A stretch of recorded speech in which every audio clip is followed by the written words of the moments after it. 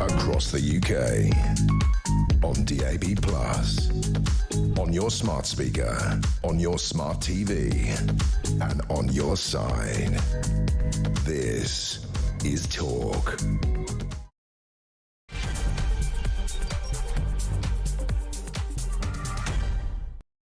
Yes, this is James Whale Unleashed, but James is on holiday this week. I wonder, you looked a bit different. I did wonder, James. I don't know why you've done that. So this isn't James? No, he's away. He's away. Shut up, He's on holidays in the Seychelles. No, he's at home gardening. OK, so he's going to be watching this, so let's at least not lose his entire audience. So the way I'm going to not lose the James Whale entire audience is to say, first of all... Well, that's why I'm here. I apologise for not being James Whale. He is better than me, but he's on holiday at the moment and watching this. Do you know what? We're just going to run into the first story straight away and introduce our guest co-host, Andrew Eborn, and just say this. I'm extremely upset and extremely worried about the criminalisation of politics. Yes. Look, I honestly believe that we should tear each other to bits in debate. We should argue with each other. If you want to phone up and say that I'm not as good as James Whale, you won't be alone, but you're welcome to do that. But what upsets... I've got a full switchboard.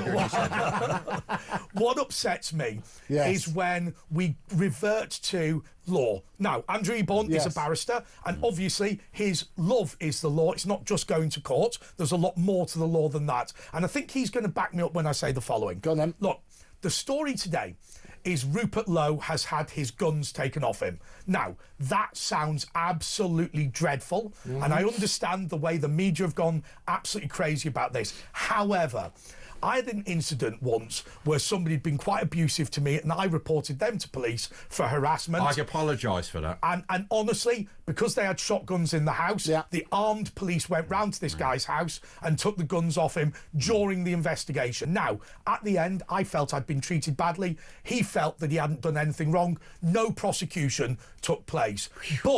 But I would just urge you to recognise that at the same time, during a criminal investigation related to harassment, clearly the person under investigation cannot continue to have their guns. So anybody who thinks that what has happened to Rupert Lowe today is anything other than neutral is stupid and procedural. Wrong. I'll tell you what's stupid and wrong is the way it's been portrayed in the press. Yeah. And what they should have turned around is, if you are right, we're putting the on that, they should have turned around and say, in all cases, this is what we do. Yes. Because then that would have turned the things down. What it says here, the headline is shock as Rupert Lowe's gun collection seized by police. And you turn around and say... It's like it's gone mad. It's like it's gone mad. So you either turn around and say, we always do this in all of the cases, in which case you take the heat out of it. You're absolutely right about a number of things. Firstly, the weaponisation of the police to deal with political things is abhorrent. We saw it in Russia.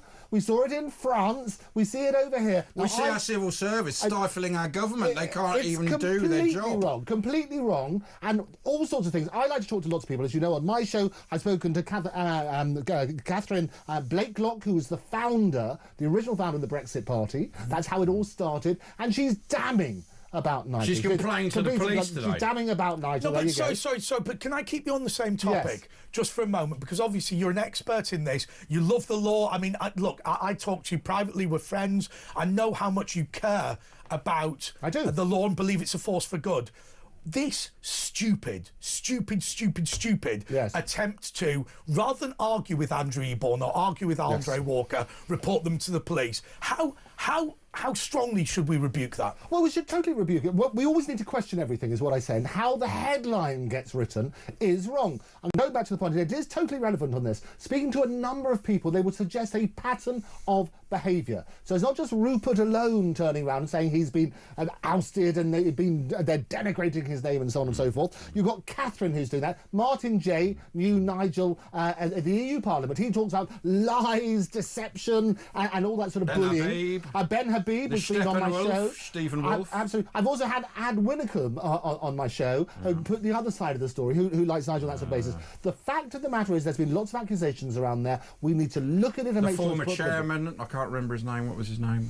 All those sort of people. There's a number of them. And it's not... all those sorts of people. They're all quite similar, aren't they? No, but there's a pattern. No, well, the pattern is they're very talented ones, and the ones that aren't that talented, he keeps... Well, so what happens, and I suppose, so The criticism is this. Is firstly, I think, as a principle, absolutely look at the points of policy. Don't weaponise the police and put people in jail and throw crime things at them, because that is Russia. That's what's happening in France. It's a really dangerous It's a lefty thing as well, what they do, and so it's unusual that he... So what we need to do, there are legitimate questions about what is Reform Party? And Reform was born here, in this studio. I sat with Richard Tice. It was. I sat with David Bull, who they're the mates, you know. Particularly David, I did his show all the time. Ben Habib used to be in here when he was part of that Reform And this site. is where it was consummated. Absolutely. With you three on guys that very in here. seat, it was here. Right, yeah. And what we talked about it, they hit a basic thing within the mindset of the people. They were turning and saying, look, here's our central issue. We're talking about immigration, we're talking about closing the borders, we're talking about that sort of stuff. This is what we're trying to do.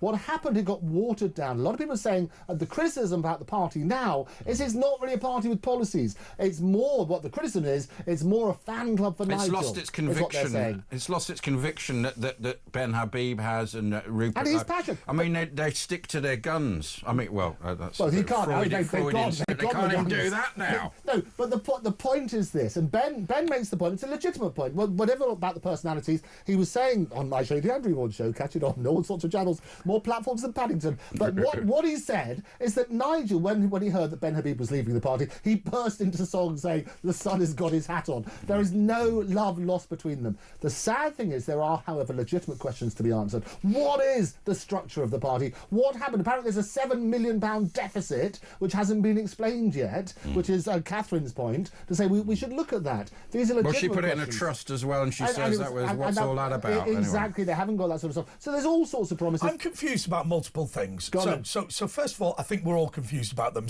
And I think you've raised them. Point number one, let's be pretty honest. You can't do what Nigel Farage has done unless you are very single-minded, probably a bit narcissistic, a bit of an egotist. Well, that's fine. I've got no problem with that. And by the way, if narcissism and egotism were banned from politics, there'd be nobody left. There'd be nobody in the studio. So I get that bit. I think we're all agreed on the lawfare bit, which is disgraceful. And actually, Asher is right. The actions of the left, not the actions of the right. But then there's this final point, which actually I find very difficult. And I had Ben Habib on my YouTube channel. Yeah, we've had him on as well. Don't worry about that. He's such a tart, isn't he? He goes everywhere. And one of the things that I find really difficult is this. If you are trying to build a party from scratch, it is quite a big process, right? I honestly think, look, for me, I honestly think to have built 400 local branches in the time they've got, in the time they've had, rather, actually is quite a big achievement. It's a phenomenal achievement. And I actually think what's changed things. So the big worry is, and God bless, because there's going to be people who agree with him and don't agree with him, but always remember something. If you were to have 3 men and a dog in every constituency for reform, the first thing that would happen is a Tommy Robinson motion, right? Which actually doesn't take the party whether you agree with him or disagree with him, it doesn't take the party any further forward. I think the fact they've got 220,000 members now actually means that entryism is very difficult. Well, what you have to do is look at this. What does it mean to be a member? And Lawrence Fox raised this we can keep talking about our shows and things like that, but they're legitimate questions. It doesn't really matter where it came from, because then you don't politicise it. What does it mean to be a member? You pay your subscription, and a lot of people said the criticism is it's basically a Nigel Farage fan club. And it's a subscription to that. But what does it mean? Can you vote on policy? Can you vote on the lead and so on and so forth? But hang on a second. When I first joined the Conservative Party when I was 15, I did not join the Conservative Party because you couldn't. You could only join the Conservative Party if you were a member of Parliament.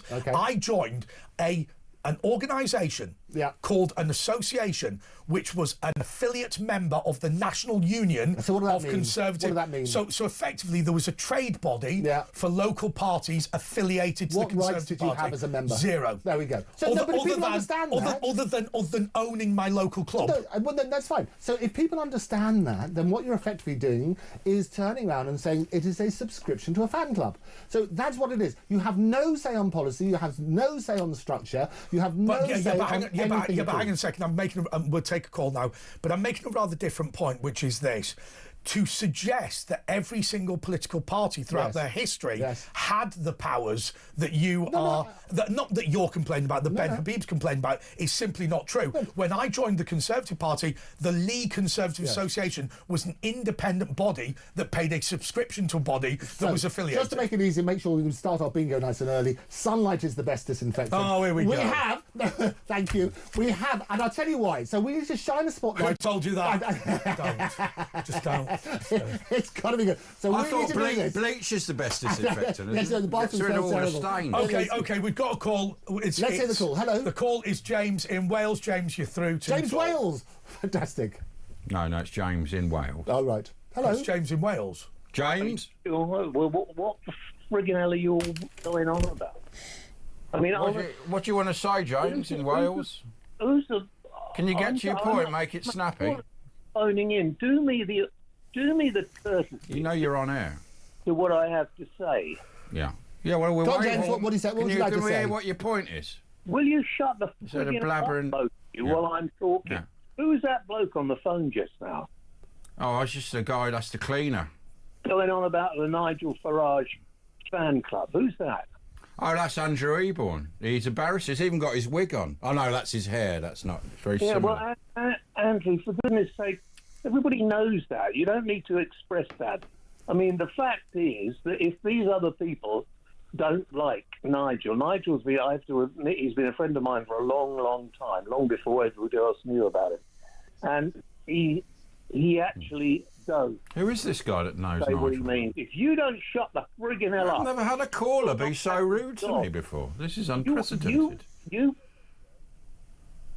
go on, James, go on. not have a job. That's so better. My question is, all those of you who want to follow this, whatever his name is, low bloke, then you go off and he can start another party, and if you like him and you're a fan of his, you go with him. Otherwise, Nigel Farage has done an amazing job to change politics in this country. And some people are criticising him and saying, well, he hasn't gone as far as Donald Trump. No, he can't, because our system over here is completely different. But he has made people take note. Yeah. And one thing people have to take note of is you cannot avoid politics. If you're one of these stupid little kids who goes around saying, well, I'm not interested in politics, I'd rather stick on my phone and not bother to work and not contribute, then you're a useless piece of human flotsam and jetsam, or is it the other way around? I can never remember. Right. I just, I was coming on just to apologise for not coming in tonight. Why are you on holiday, man, at a time like this? Fuck off. I'm terminally fucking ill. Well, they told me you're on holiday. I'm feeling very well. I'm not even in the mood to joke about it tonight. Oh, well, obviously so not. I mean, obviously very hurtful. I am not in the mood to joke.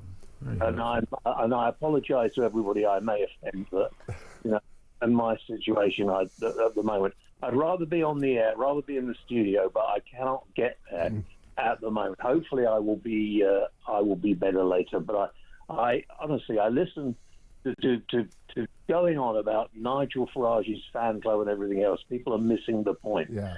Unless you take an interest in politics, then this will become like the rest of the world, possibly a dictatorship, and nobody wants that. And you're absolutely right, James. It is important people take an issue with it. The reason they call it the Nigel Farage fan club is because what they're doing, members, and we were just discussing this, really don't have any rights at all. Do you see that differently? Well, I mean, I think you're and the only person who says Nigel Farage fan club that I've heard, Andrew, is you. But the fact is that all political parties are fan clubs of the political party, because unless you happen to be a member of Parliament, you don't actually have any power. The Tories tried to change it. The Labour Party tried to change it. Labour Party made membership, what was it, £3 to get all Jeremy Corbyn's mates in. That didn't even work. What you need is personality. I'm sorry. You need somebody like Nigel. You need somebody like Margaret Thatcher. You need somebody... She's not coming back. Harold Wilson. So you've got to continue to open your... He's not coming back either. I think this caller, I mean, he's a very rude caller. I've never had anyone so rude. Can you guys sort him out? Just either tie something round his horrible mouth. Are you going to be here next week? This is James Wales, isn't it? I now recognise there's only the rudest man in Great Britain. Are you going to be here next week? I just can't believe it. You back next week, 10 p.m. sharp? Well, all right, he's cut me off. Okay. Let's go with a little break. Okay. Well, I'm going to say something. Never let that caller on again. I'm going to say something right now. I apologise for lying to the audience by saying James Whale was on holiday. Clearly, he couldn't come in today and he's phoned in. I actually just want to say one thing to every single viewer and every single listener. Do you know something? He was... Oh, we don't have callers twice on. James in Wales. Yeah, you know, you've got to sort this bloke out. Well, Andre, he's all right. What? On the air, he cannot be allowed to ruin my programme. I mean... He's doing a good job. He's got nice... You nutcase. What are you talking about, Willis? Honestly. What? I wish you guys could sort him out to do me. I mean, to be fair, you've tried for 25 years and failed. I mean, without being funny. Yes, I know, but you know, he's got worse. That's the problem. Well, that's age, isn't it? The fact is, over the past few years, he's got worse, and I don't know. I mean, the other night we wouldn't let him on the air until he actually went and washed because he's. Yeah. Well, that was I think that was Jeremy Carl's jacket. That you know, and he doesn't even wear his own clothes. So is that right? No, this is mine. I did used to wear Dan Wootton's blazer, but it was a very nice bit of schmatter. Before I go on a serious note, Nigel could be the best thing that happens to politics, right, as far as I'm concerned, in this country. And at this moment now, everybody from the mainstream media and other interested parties will do every single thing they can to knock him down. And the rumours about him will be really pretty horrible. Oh yeah, absolutely, and it always happens, doesn't it, James? What do you think about about Rupert Lowe? And is it right? He wants to go to bed. James wants to go to bed now. Ash, on a serious note, will you shut up while I'm listening to... I thought you wanted to go now. When I want to go, I'll just go. All right, yeah, just hang up when you want to go. Sorry, mate, go on. I was just asking about the Rupert Lowe situation, and you get people disagreeing politically. Is it right that Rupert should be subjected to these criminal charges? I have no idea. That's for the judiciary and the police and everyone to decide. I don't even know much about the bloke. I don't really care about him at all. You know, he got voted in, fine, but since then, it's in a way, I think Ben Habib is a really nice guy, but Ben, the way he is, just sounds like a spoilt child. And, you know, they're going to... Carry on, James. They're going to ruin the chances of having a third party. I mean, the Liberal Democrats. Did you see that appalling piece of footage of their election, whatever? I mean, just the most appalling thing I've ever seen. Him riding on a hobby horse, talking bollocks. Well, he does a load of that, doesn't he? He's always doing cunning stunts. You're not even funny anymore. The fact is that Never have been. I'm a very serious, hard-hitting journalist. Oh, God. He doesn't know when to shut up. Please, caller, go ahead. I've had enough. Anyway, let's have a good evening, guys. Okay. Cut him off. Yeah. Okay, well, I'm just going to say this.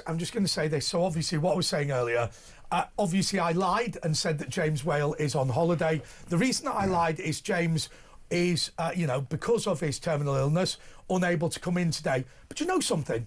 I sit in this chair and Ash sits next to me on a lot of occasions when we listen to people bleating on about, I'm depressed, how it's difficult, rah, rah, rah. You know something? I'm sitting in James Whale's chair whilst he has to phone in to his... No, hang on a second. Be fair. Has to phone into his own show because his illness makes him physically incapable, but he's phoned up anyway and tried to do as best and as much as he can. It's great. And I'll tell you something. That is the measure of the man. That is the measure of the man. And what I want you to do before we go to the break is think about in your own life and think about in your family's life and think about in your children's life what it takes to watch me present your show when you're a legend and I'm a newbie, and then phone in and say, screw it, I'm going to contribute as much as I can because I'm a man. More next.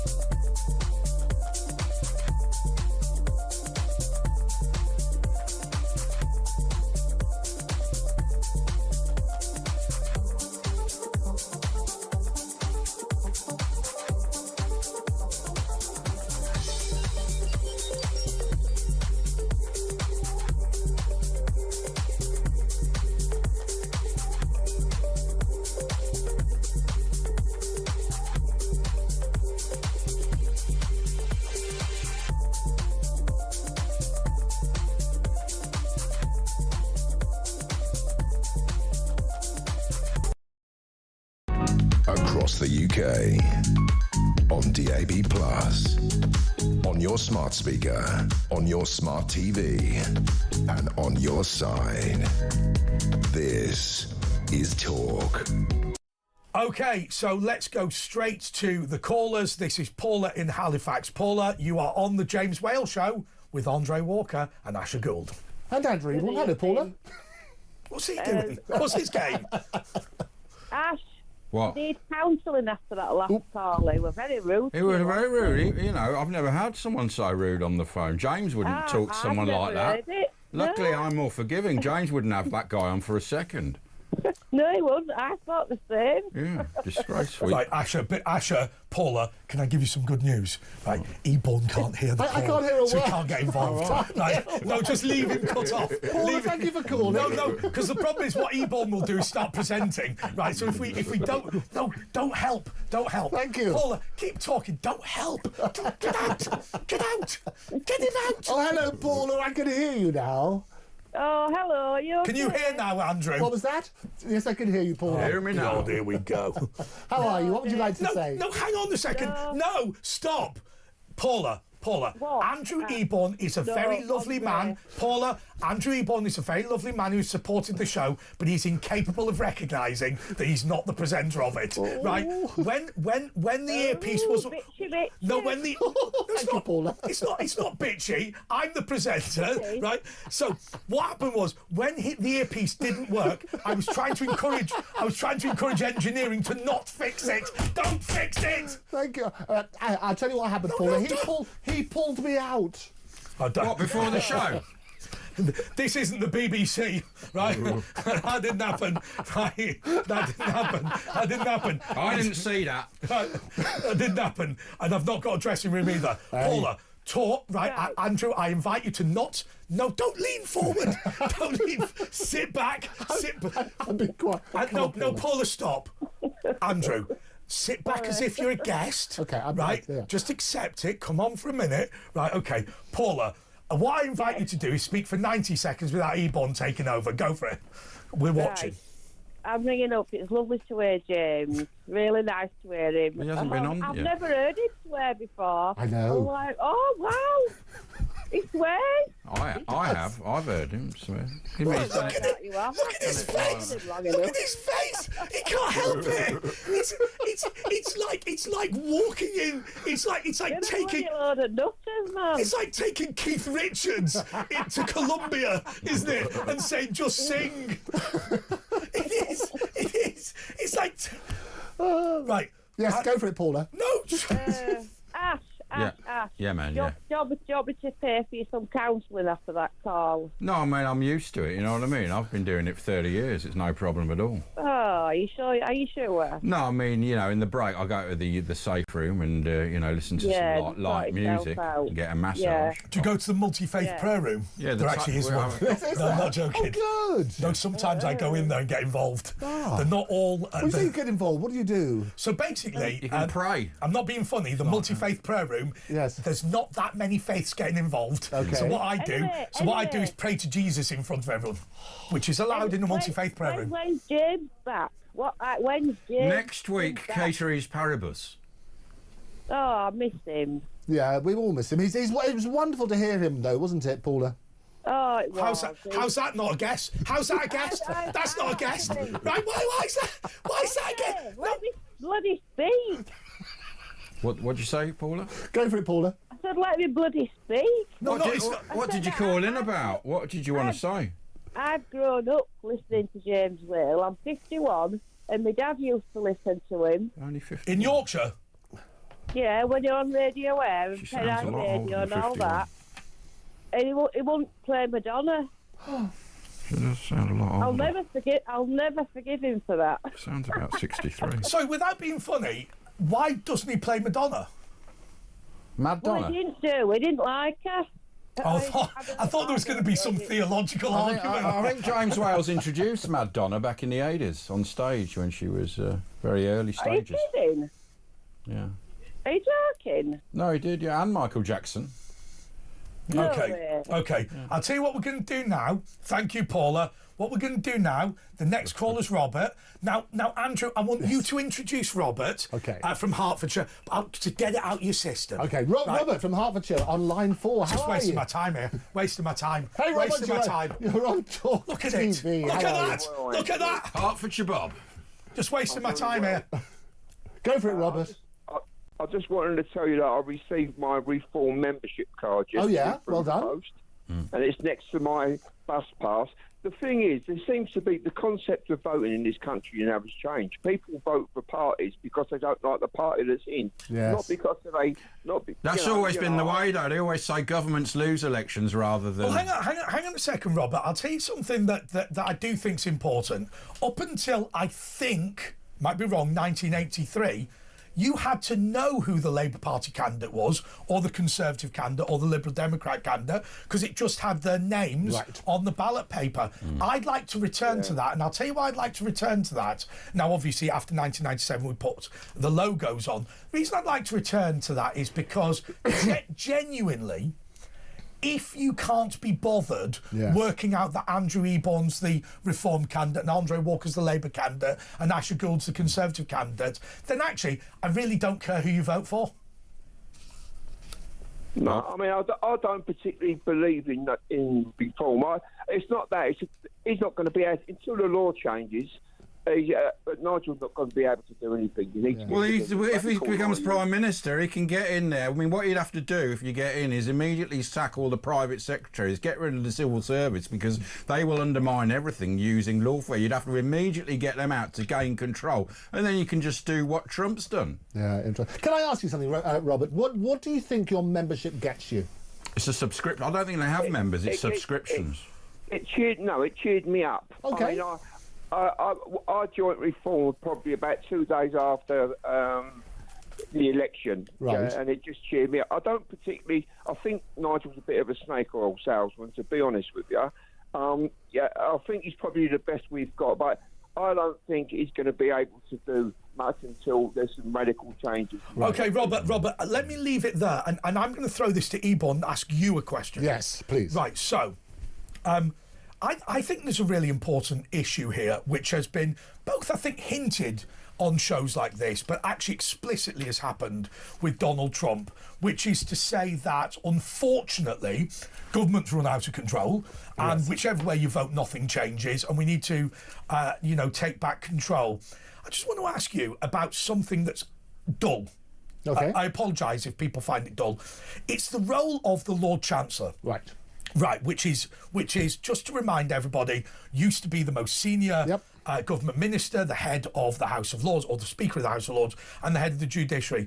I worry that a lot of the problems that are happening in the courts right now is because of the denigration of the Lord Chancellor. I want to ask you this question, and I want you to, take that question and run with it. Okay. First of all, do you agree that we should restore the Lord Chancellor? And can you explain to my viewers and listeners why it's so important that we restore that position? I think what we need to do is get rid of all the jargon so people actually understand how the process works. And what happened, and I spoke about this beforehand, about televising sentencing, for example, because we used to have so many headlines saying lenient judge, lefty judges let this person off. There's a very strict rules and guidelines which are followed by all judges. And I always say that sunlight's the best disinfectant, but also about trust comes in on. So we can see them saying, "Oh, it's not the right chicken nuggets." No, but so this is the reality. So your reason you're doing that is that sort of time. When you're talking about the Lord Chancellor and the other structure, you need to explain that to people to say this is why we need to have it this way. Okay. But they got into trouble fairly recently because they interfered and say, look, hang about. All that judges are there for is to implement what the law says. Okay. Let me give my answer, and then we'll go to the break and we can cogitate on it. My answer is this. I think it's important that the most senior person in the judiciary is a political appointment. So basically what used to happen was this. A government would come in, Labour, Conservative, Liberal in the old days, and they would pick their most senior lawyer to be Lord Chancellor. That person, in consultation with judges, would pick the judges, and that person would stand up to the government on the stupidity of mandatory sentencing, on the stupidity of attempts to interfere with the courts, on the stupidity of the Director of Public Prosecutions being forced to do political stuff. We need to return that independent but politically appointed position to defend the courts from what we're watching right now. More next.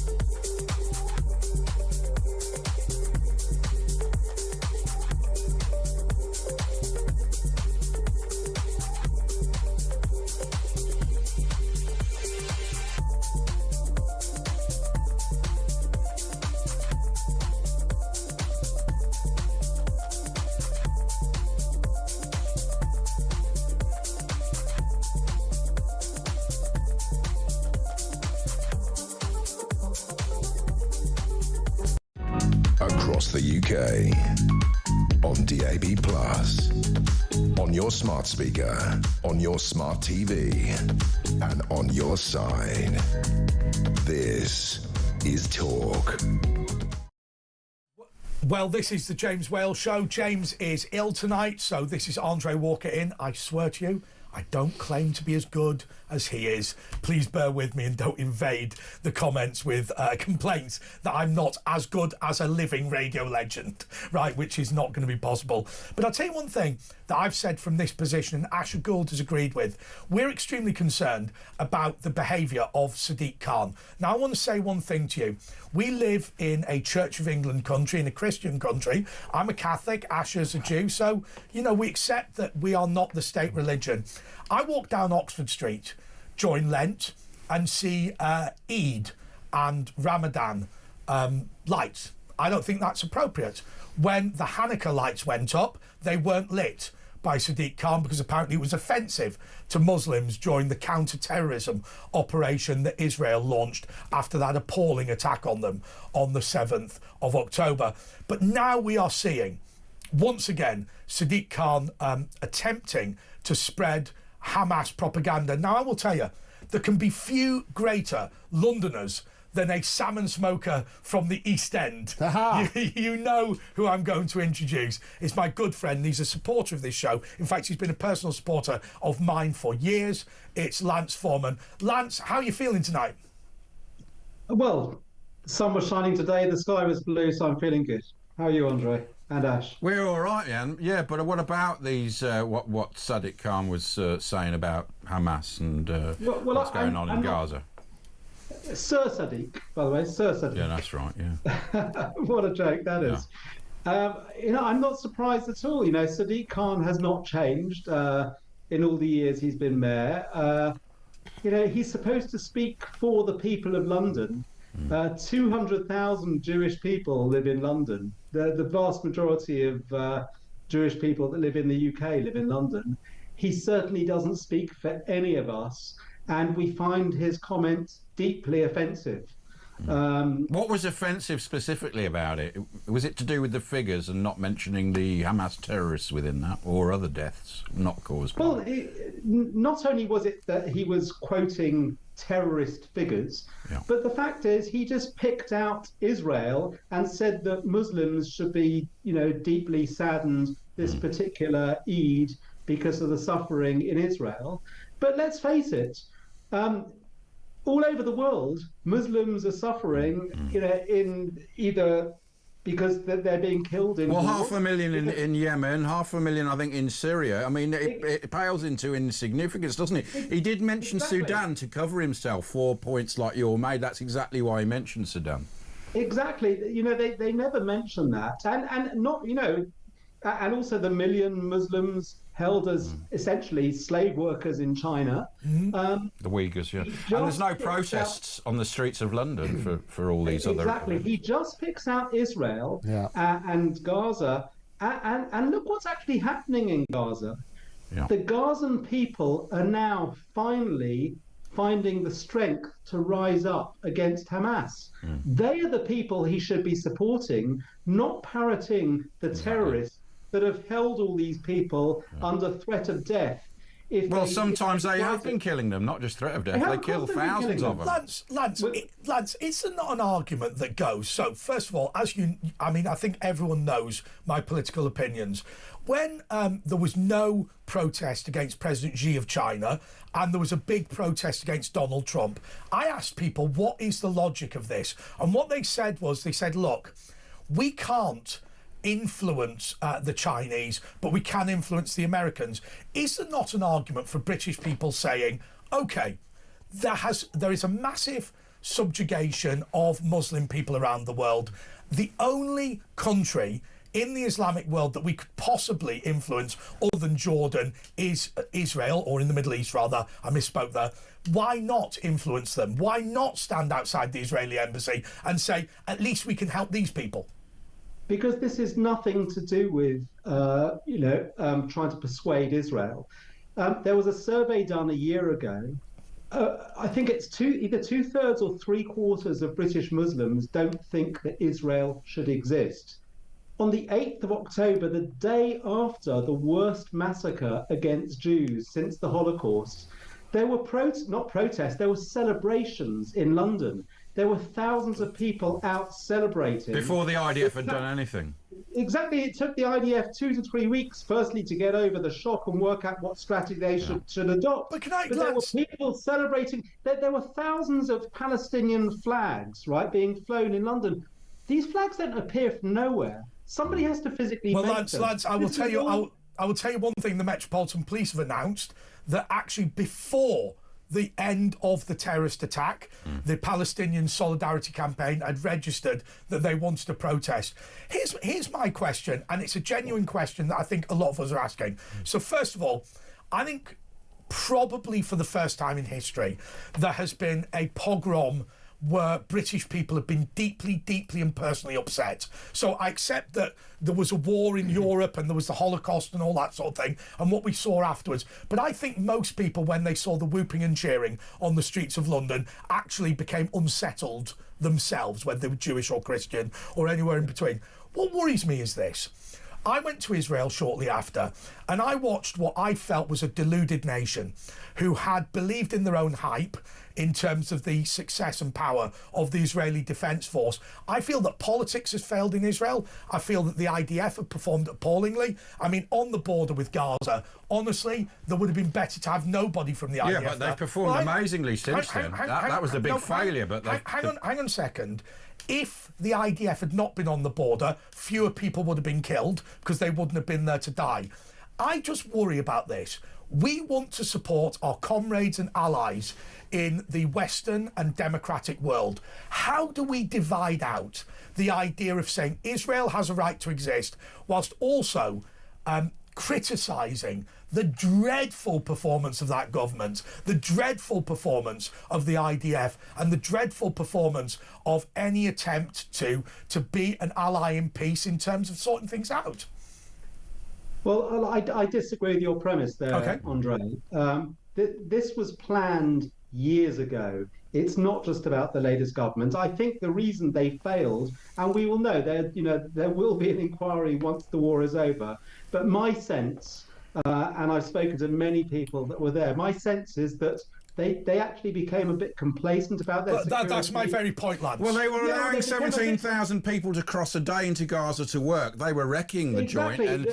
So they were being a bit trustworthy. They were being a bit like liberal West societies, thinking, they're all right. And they weren't all right. They were planning it the whole time. And that's how they got caught out on day one. Hang on a second. We've argued for 15 years about about how a wall is an atrocity in of itself, and then somebody drove a truck through it and took a hand glider and flew over it. It was a fence, wasn't it? That's why. They can't, the impenetrable. Lance, my point is, this impenetrable wall that I've had to apologise for 10 years was garbage. Well, it was a crap wall. As I say, their focus was on Hezbollah. They thought that was the threat. And they were developing what they felt were good relations with Gazans. And he's right, though. They were relying on technology. I mean, that wasn't a wall like the Egyptians have a wall. It was a fence with lots of technology. And they failed in that way. It was an absolute disaster for Israel. And it was a failure of security. And they will learn from it. And hopefully we'll never see anything like this again. But Lance, let me go further than that. So, first of all, I want to be very clear to everyone. You do not deserve to be a victim of crime just because you've made some mistakes, walked into the wrong place, you haven't secured yourself properly. The wall was a disaster, but that doesn't mean that people should violate your property and kill your children. Let's just be clear. But what worries me is this.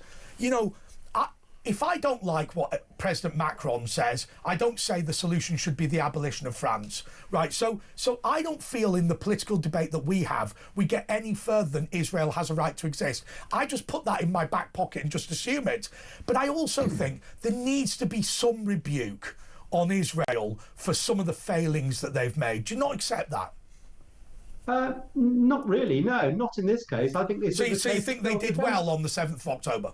No, of course it was a catastrophe for them, but it wasn't a catastrophe because of because of anything. It was a catastrophe because they trusted their neighbours. No, it's a failure. The point I'm making, lads, security failure, it's a failure of the governance of Israel. And what we need to do, what we constantly do, and I'm not having to go at you, Lance, we constantly sit there and say, oh, well, never mind. Not never mind. We had British citizens in bloody tunnels under. Now, I accept that we need to stop our aid to these people. I accept that this UNRWA thing, or whatever it's called, is a disgrace. I accept all that. But at some point, British people need to divide out how we say, yes, we support Israel, and also, on the other hand, we say that time and time again, their democratic political and governance system delivers solid gold failures. I think, to be fair to Lance as well, can I say one? What you're saying?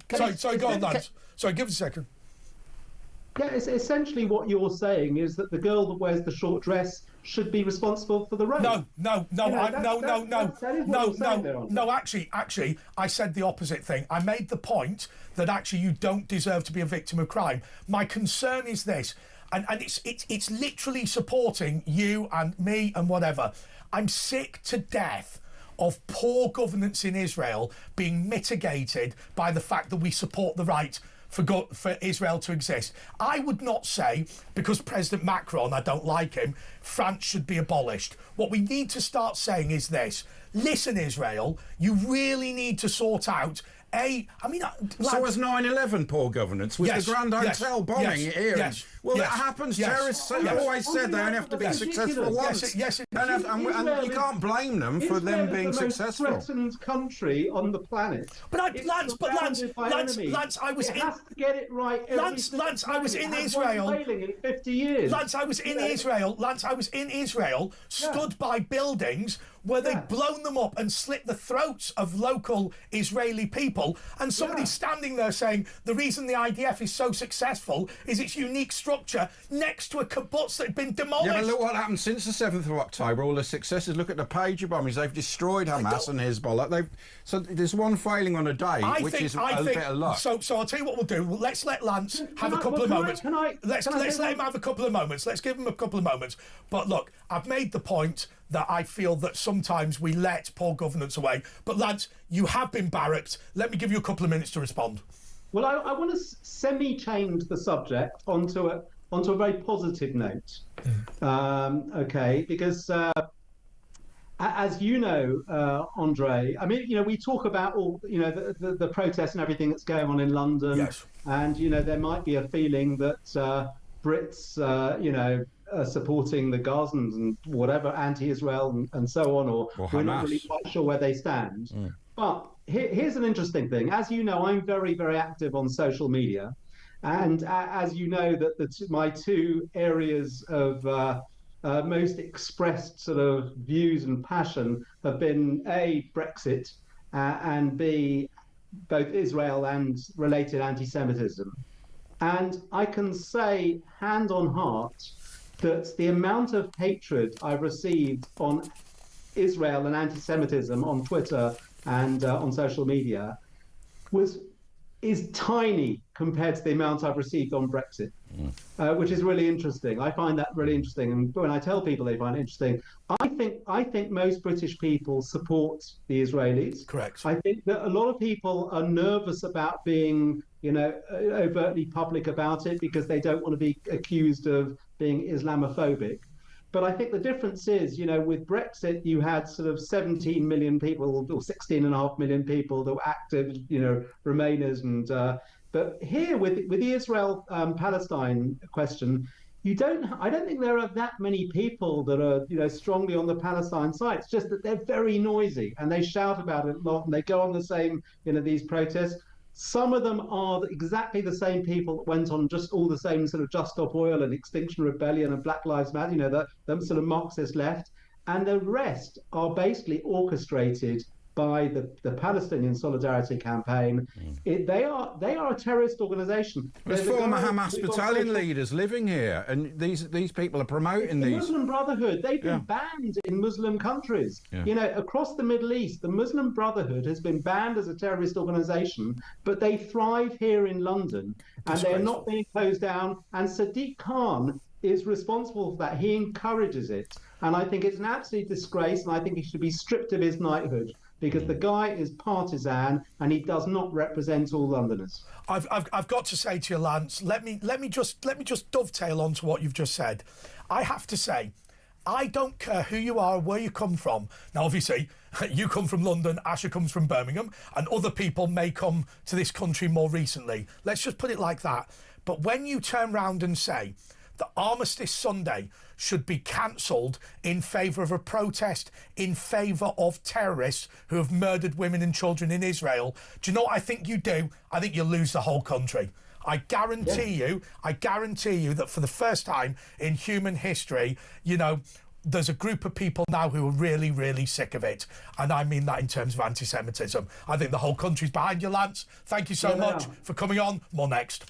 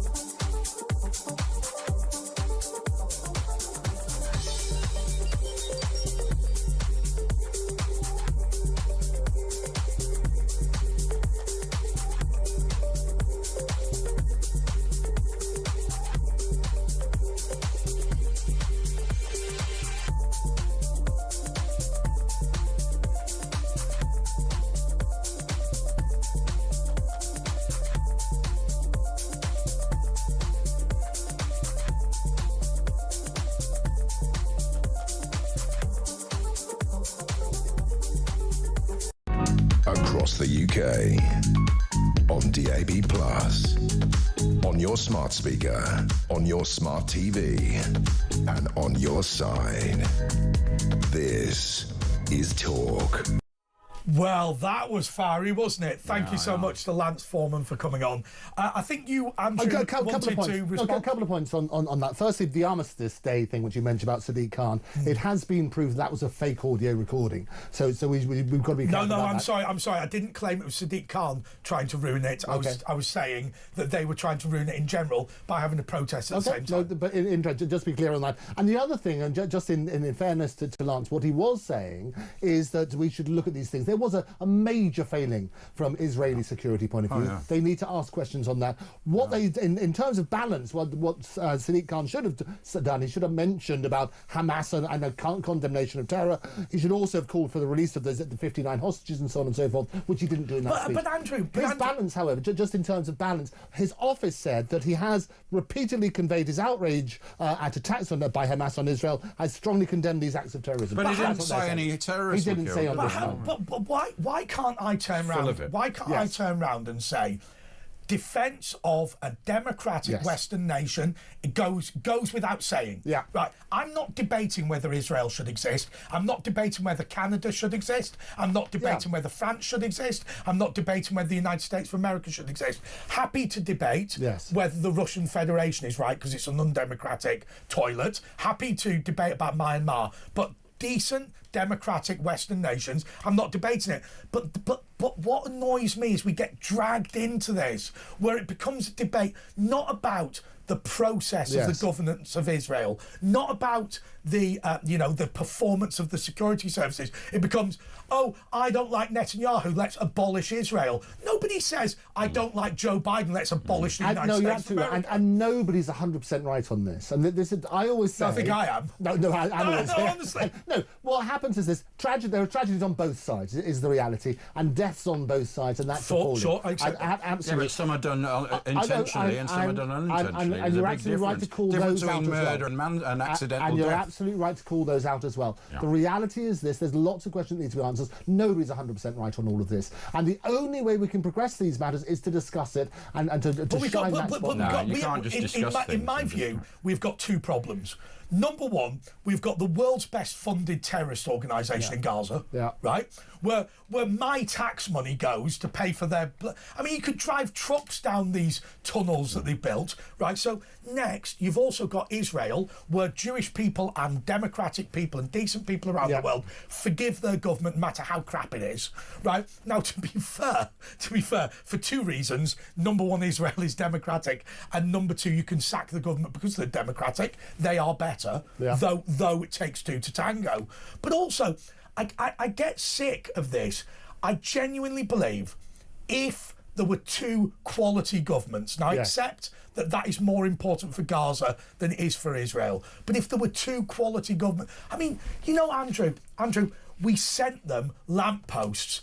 They sawed them to bits and turned them into rockets and fired them into Israel. Yeah, and all of those things we need to call out. No, I get it. So all of those things we need to look at, but nobody, and go back to the central point, nobody's 100% right. What we need to do is to try to work out and always... No, sorry, I'm going to stop you there. The reality is it's about quality governance. Absolutely. You have worked and worshipped the law your entire life. It's about being able to say, you know what, if I donate £1 to Gaza, it's not going to be paid for Yasser Arafat's prostitute. No, you're absolutely right. And as I say, that's what you need to look at. You need to look at both sides of that sort of stuff. Terrorism we must always call out, and that is abhorrent and continue to do so. But we also need to work out, there are victims on both sides. And I think what happens is we don't debate this. People, all they do is scream at each other. Pro-Hamas. Oh, no, and call that out. All that people do in these discussions is just scream their own side, as opposed to try and find a resolution. But I'm trying... You can't find a resolution without an idea. Hang on a second. I'm trying to do this. And look, Asher is a massive Zionist. I understand that. What I'm trying to make the point is very simply this.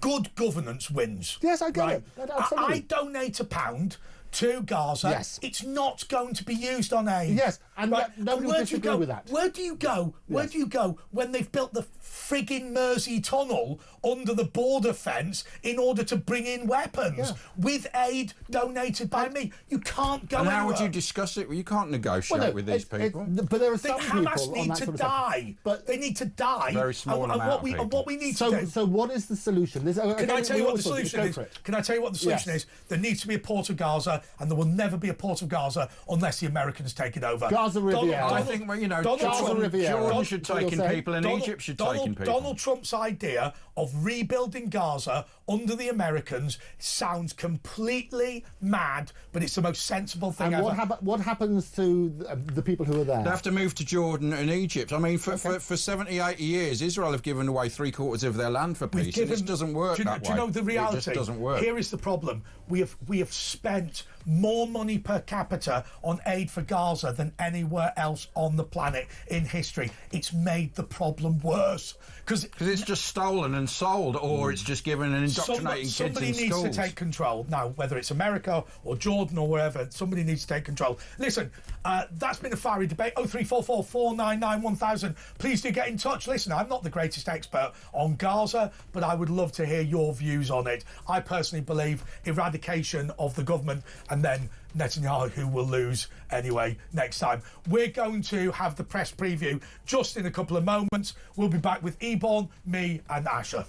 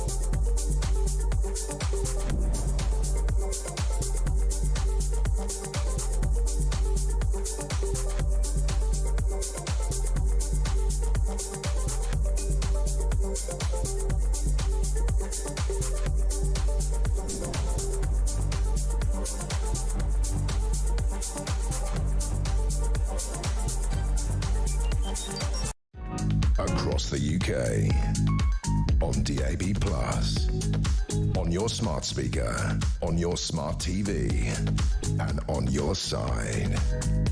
This is Talk.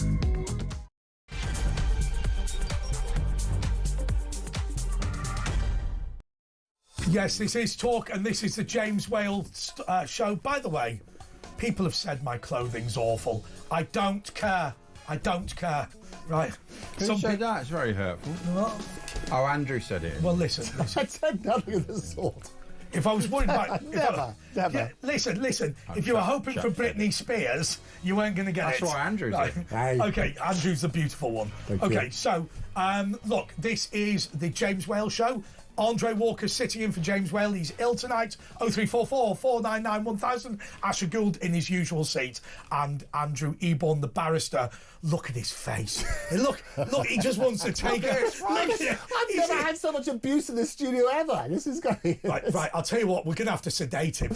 Right, now, I want to send out this message on behalf of everybody on my show to the management of Talk Radio. Give him a show. I mean, look at him. Look, he's gagging for it. Right, come on, do it. And a show. No, you can clip that. We'll send it to Denny and Lauren. Okay, Andrew is going to, tonight, he's going to prove his worth for having a show, which he's not done previously. Okay, anyway, so Steve phoned us last night. He's from Walsall, and we didn't have time to talk to him properly. Steve, you're on Talk. Good evening, gentlemen. Evening, Steve. Over the years, well, years ago, obviously, because I'm getting on myself a bit now, I got to know quite a few men who were active in the Second World War. Yeah. One was a Lancaster bomber pilot. Yeah. One was a Lancaster bomber navigator. Two people who lived near me, they were at Dunkirk. Another one who was my first real girlfriend's father. He was a desert rat, and he fought at Rommel in the desert. Yeah. The Staffordshire Regiment were all paratroopers who landed at Arnhem. Yeah. And obviously, I got to know them well over the years, and some of the stories they tell me, it was unbelievable. Now, they fought to keep this country free of tyrants and terrorists, and keep a free world and keep dictators out of the country. Now, what's gone on since then is an absolute disgrace to my friends' memories and what's going on in the country now. Well, look at number 10. I mean, that's where, you've got the tyranny there, haven't you? Terrorising the population, the actual government. I mean, I knew men who was there did it. I mean, I'm getting on in years myself now, and what they tell me, they wanted to keep a free world, a free country of dictators and tyrants, and the bloody country's full of them now. Yeah. And it's a disgrace to their memory and all the rest of them was fought in the Second World War. Yeah, well, it's part of the denigration of our society in general, our history. Churchill was a racist, deface his statue, everything British. Look at all the wokery at the National Trust. Oh, this guy was in slavery, this person was in slavery. It's constant denigration, and there's actually, there's a reason, a nefarious reason of why they're doing it. Yeah, there was one of the politicians during I can remember, and I suggest it was the biggest hypocrite ever drew breath, and that was Charlie Blair. I suggest this because he nigh on bankrupted the country, ruined the country, and got made a surfer doing it. And he destroyed the Constitution, which is why they've got to reform, do the Great Reform Bill when they get back in, because in '97 he made it so that he laid the foundation so that this lawfare, basically the government is impotent because of the civil service. He stitched Gordon Brown up like a kipper. Well, he stitched everyone up. He lied about Iraq, about the weapons of mass destruction. He encouraged all the asylum seekers here, and all the law people in them days. Well, he didn't leave $1 million a year. That was Boris Johnson. In fact, we've had Blairism since '97. It's just continued through Cameron, which is a ridiculous thing. He started it off, Blair did. Yeah, exactly. They're all Blair. They're all like Blair. They model themselves on him. They made themselves millions claiming the legal aid. Yeah. That's one hypocrite. But, it's just been hypocrites all the way through, right up to present day. Yeah. And I think I'll suggest the Prime Minister we've got now, he's top of the tree as far as hypocrisy is concerned. Yeah, well, he's lied about everything that he said he would do. Done the opposite. The farms, the pensioners. Thank you for letting me on tonight. I mean, it was a bit short-lived last night, and I've said my piece tonight, which I thank you very much. Do you feel better now then, Steve? Do you feel better? Oh, I feel great now. What are you going to do the rest of the night? Are you having a few cans or a cup of tea? I can watch the rest of the show. I mean, now I've had to stop drinking for health reasons. But, I mean, this show's the highlight of the week for me. I love it. Excellent, man, excellent. Thank you so much. Patrick is in Nottingham. Patrick, you're on Talk. How you doing? Listen, I'm fuming. Why? I just, because, these are dark times, there's so many. I love your show, by the way. There's so many topics that I can relate to. I was watching one earlier about people protesting for about Palestine and all this, and not one of them's from Palestine. No. And it's just bonkers. And then on to the Trump with the tariffs, and there was a message sent, free trade, free speech, right? Well, no, let me go back a step. Donald Trump in his first term begged Theresa May for a free trade deal. The reason why we've got tariffs of 10% on in this country is because we have consistently refused to do a trade deal that would make our economy billions. Are you talking about the free speech Trump was threatening with the abortion lady? He was saying, lady, she was in the buffer zone, and she got convicted today. Was it today? For a thought crime of praying. Was her name Fiona? I know what we're coming to, but and I do think that it wasn't like something. It went. I really do think, because Donald Trump surrounded himself by, he got Vance, Elon Musk, and they keep an eye on things, and they're quite passionate about. And I think of course, Trump owns Twitter, or X as he calls it now, and I remember Trump saying a few months before he was elected, I'm not happy about these restrictions on free speech because it will affect American companies. It will cost them. Apple have got to get rid of their end-to-end encryption. Facebook and Musk should be on top of this. American national security. If you can't trust a government that's oppressing and shutting down its own people, I think that's happening right now in this country. Yeah. How he can't trust their government, Yeah. But anyway, and then another point. There's so many topics that you cover on your show. It's quite fast moving. Thank you so much. Now look, I'm going to hand over to you, Asher, simply because Adolescence, this TV show, I have not seen yet, and I haven't either.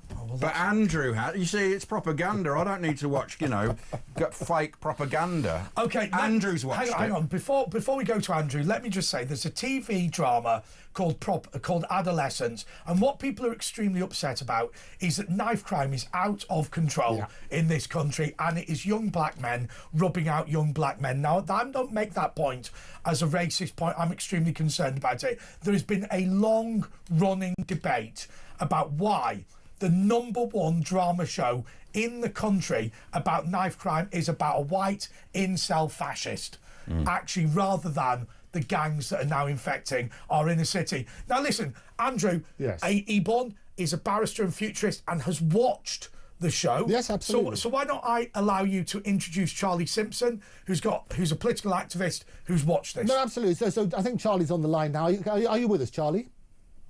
Yes, can you see me all right? We can. I can't see you at the moment. I'm sure you'll pop up in a bit. Yeah. But you've got a very strong view about this series. Andre's already mentioned about the thing, saying it doesn't really reflect what's going on because the biggest scandals at the moment are about knife crime. It's not about a white teenager aged 13 from a particular family. It's all about black kids is what we've had with the main sort of issue. What's your point about the series?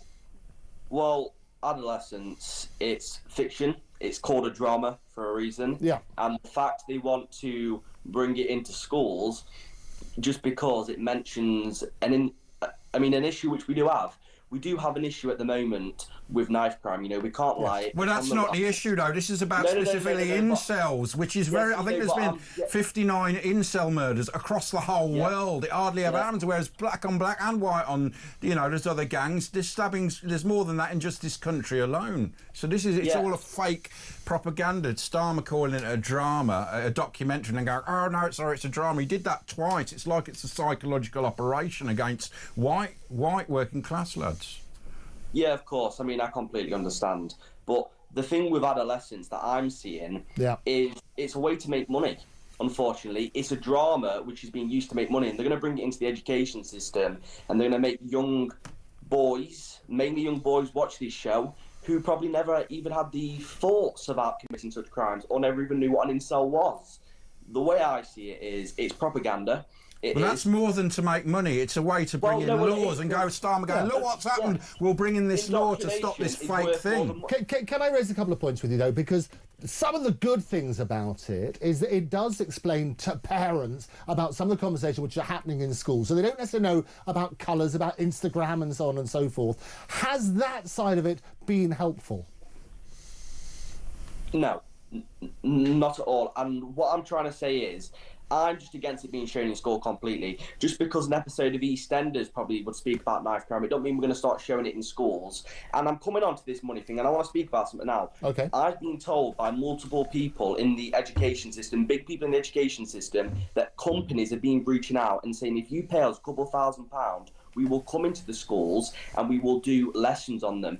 Which I agree we need lessons, but I don't agree we need a drama to be shown to young people. You know, the government needs to get tough on knife crime because there is an issue with knife crime, and that does reflect on that. But this whole situation about the incels and all that, most young people don't even know about it. But it goes on very rarely. It's around the world. But also, actually, that's the point, isn't it? It's a non-existent thing. Yeah, they've made it up to sort of take our eye off the ball of the real problem, which is gangs killing each other, rape gangs. Why aren't there little educational things in schools for white working class girls to say, these are the signs if someone's trying to groom you to rape you later? This is hundreds of thousands of girls instead of a fake make-believe story. But it's understanding both, isn't it? Yeah. Go for it, Charlie. If I was in charge of the education system, I would, and this is quite controversial, some people have said, I would make young people, young girls mainly, watch a very good BBC show called Free Girls, because that actually is quite sad. It is quite sad, but it helps people understand. That was about the grooming gangs, wasn't it? Yes, the rape about gangs. The grooming gangs. Yeah. We've got bigger issues at stake. Well, real issues, that doesn't even exist, as we've discussed. 59, obviously, as you said, 59 people across the world. Crimes.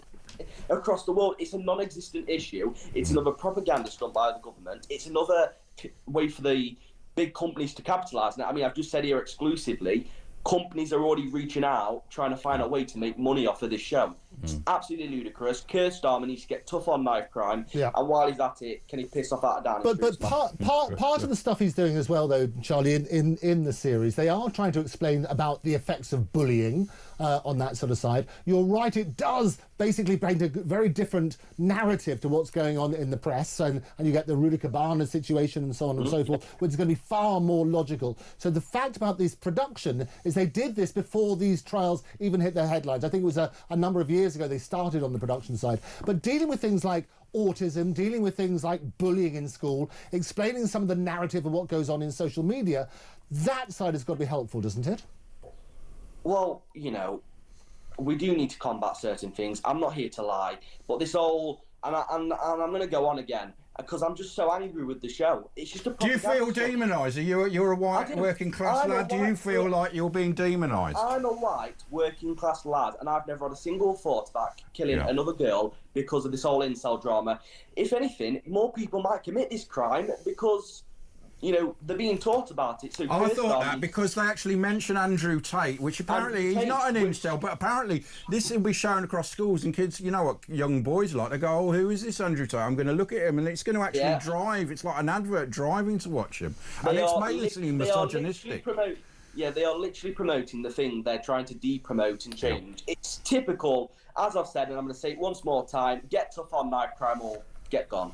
But don't you think they're doing it for that reason, as a psyops to steer us away from talking about the real elephants in the room? Absolutely, absolutely. They're trying to pinpoint a minority of killings, or whatever you want to say. They're trying to pinpoint a minority of killings to kind of, in a way, steer us away from the real issues at the point of time. But I think young people need to be more educated on knife crime, because that's the real issue at hand. What would you, on that one then, Charlie, so what would you do to educate them? The power of television is really good. We've seen some scandals, such as the post office scandal, which happened and so on and so forth, where television made a real difference. The coverage of what happened with the blood scandal, TV's got a really important role to play. You're right that the narrative in this particular series is not the main issue which has caused a lot of the headline news and like the Rudy Cabana situation. So we need to address that. But getting situations such as bullying, getting situations by explaining about social media and the effect that has on people, that has got to be good, even if this was the wrong vehicle. Right, so all I'm going to say is, and you said the post office scandal, just remember what kind of age groups TVs meet. It's the 60s, it's the 50s and it's the 40s, not the 12s and the 18s. So what we need to do is we need to be bringing people into school to be speaking about the effects of knife crime. We need to be, bringing in tougher restrictions. Keir Starmer needs to get tougher legislation. He needs to show that if you are caught with a knife, it's a 5-year sentence, in my opinion. That will be... That's the biggest deterrent we can do to stop knife crime. Do you not think kids like you all know about knife crime? We all know what happens with knives. We all know about knife crime. We get told about it all the time. We don't just sit in front of a Netflix drama for 4 hours, because a lot of the kids will have a laugh while they're but hang on a second. Can I intervene? When we all talk about knife crime, this, don't get involved in a gang and all this, do you know something? I think the vast majority of people growing up in this country, actually, their children aren't going to be a member of a gang. There's not, I hate these inspirational youth leaders in South London going, you don't need to do what I did. It's a load of old garbage. The reality is we have imported machete culture, right? We have we have imported gang culture. We have imported some of the worst element, because of course, we're always importing the worst people, not the best, always the worst. Not the doctors. Tunbridge Wells does not have a machete problem. Right? What we are doing, we are force-feeding down the neck of every man, woman and child in this country that just because Sadiq Khan has filled London for the dross of the world, that I have to apologise for it. No, and my children, my family don't need to worry about the gang, right? My family are not on the block. My family are not, hanging with the G's at the crib. They're not doing any of that. But it's spreading out even to places like Tunbridge Wells now. What we're doing is we're exchanging British culture for this garbage. Let me tell you something. If you believe in mutty magic, running round in a gang, macheting your next door neighbour, congratulations, you're a savage. Go back to bloody Somalia. Yeah, no, fact. Andre, I completely agree with you. We have imported a roadman culture. Why are you apologising for it? But is it also drill culture? As a young person, pardon?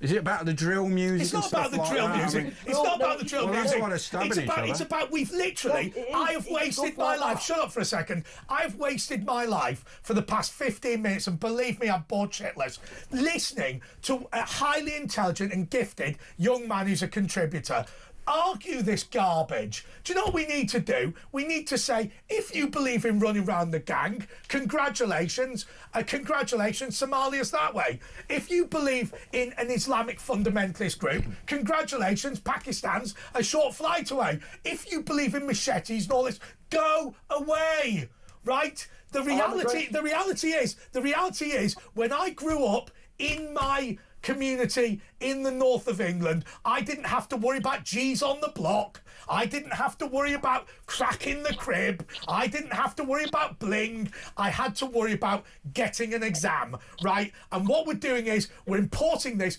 and we are pandering to it. I guarantee you, if you are concerned about G's on the block, then you are a wanker. I guarantee that. If you're concerned about pimping in your crib, if you're worried about gangs on the street, if you're worried about postcode wars, if you're worried about machete gangs, if you're worried about who's carrying a knife around the estate, I guarantee you're a wanker. Done. And can I comment on that? So I'm against mass immigration, and mass immigration has a... Not having a go at you. No. Well, what I'm trying to say is mass immigration has played a part in this, but at the moment, until we can't fix mass immigration, then we need to steer young people Well, I'll away tell you from something. Well, no. nonsense. Can I tell you? Adolescents should have been. They should have made this programme, and they should have repeated the comment I've made already. If you're pimping in your crib, if you're selling rocks on the block, if you're listening to drill, grime, or any old rubbish, right? If you're listening to any of that, if what you need to do, if you need to knife the person in your next postcode, if you need to knife the person in your next postcode, you're a wanker. You're a wanker, I guarantee you. You are. Fact. You are. You're talking fact, and I agree with everything you're saying. But at the moment, we need a government which will stop all of this with the mass immigration. Can I ask you one final question? Can I ask you one final question? So I've got frustrated, and I apologise for the language. I've got frustrated, and I'll tell you the reason I've got frustrated, and I said it in my monologue. Much that it was unliterated, but what upsets me is you are a clever person and you are a talented contributor, and we'd love you to join our team and come in the studio in the fullness of time. What frustrates me is that there are so many better things that we could talk about in terms of this country and in terms of this society, and yet we're forced to debate the barbarian culture that has been brought into the country. Do you not think it's been driven as a psychological operation? Does that not make you sad? Do you not think it stinks of something else? You know what? Every morning I wake up and I think, what the hell has this country turned into? It makes me sad that I'm growing up in this shithole, and I'm sorry, but it makes me sad. Honestly, well, yeah, because it's your life that's going to be affected the most, because you're a young lad. Okay, well, we'll leave it there. Charlie Simpson, who is a G on the block, he's concerned. He's concerned about him pimping in the crib and all that sort of thing. Can I tell you something? Do you know what you need to say? Go to bloody school. That's what you need to say to people. I guarantee you, if you want to pimp in a crib. So Charlie, thanks so much. If you want to pimp in a crib with a couple of bees on the back seat and all that sort of thing, get a job. Anyway, we'll be back in a moment after I've apologised to compliance for the number of times I swore during this segment.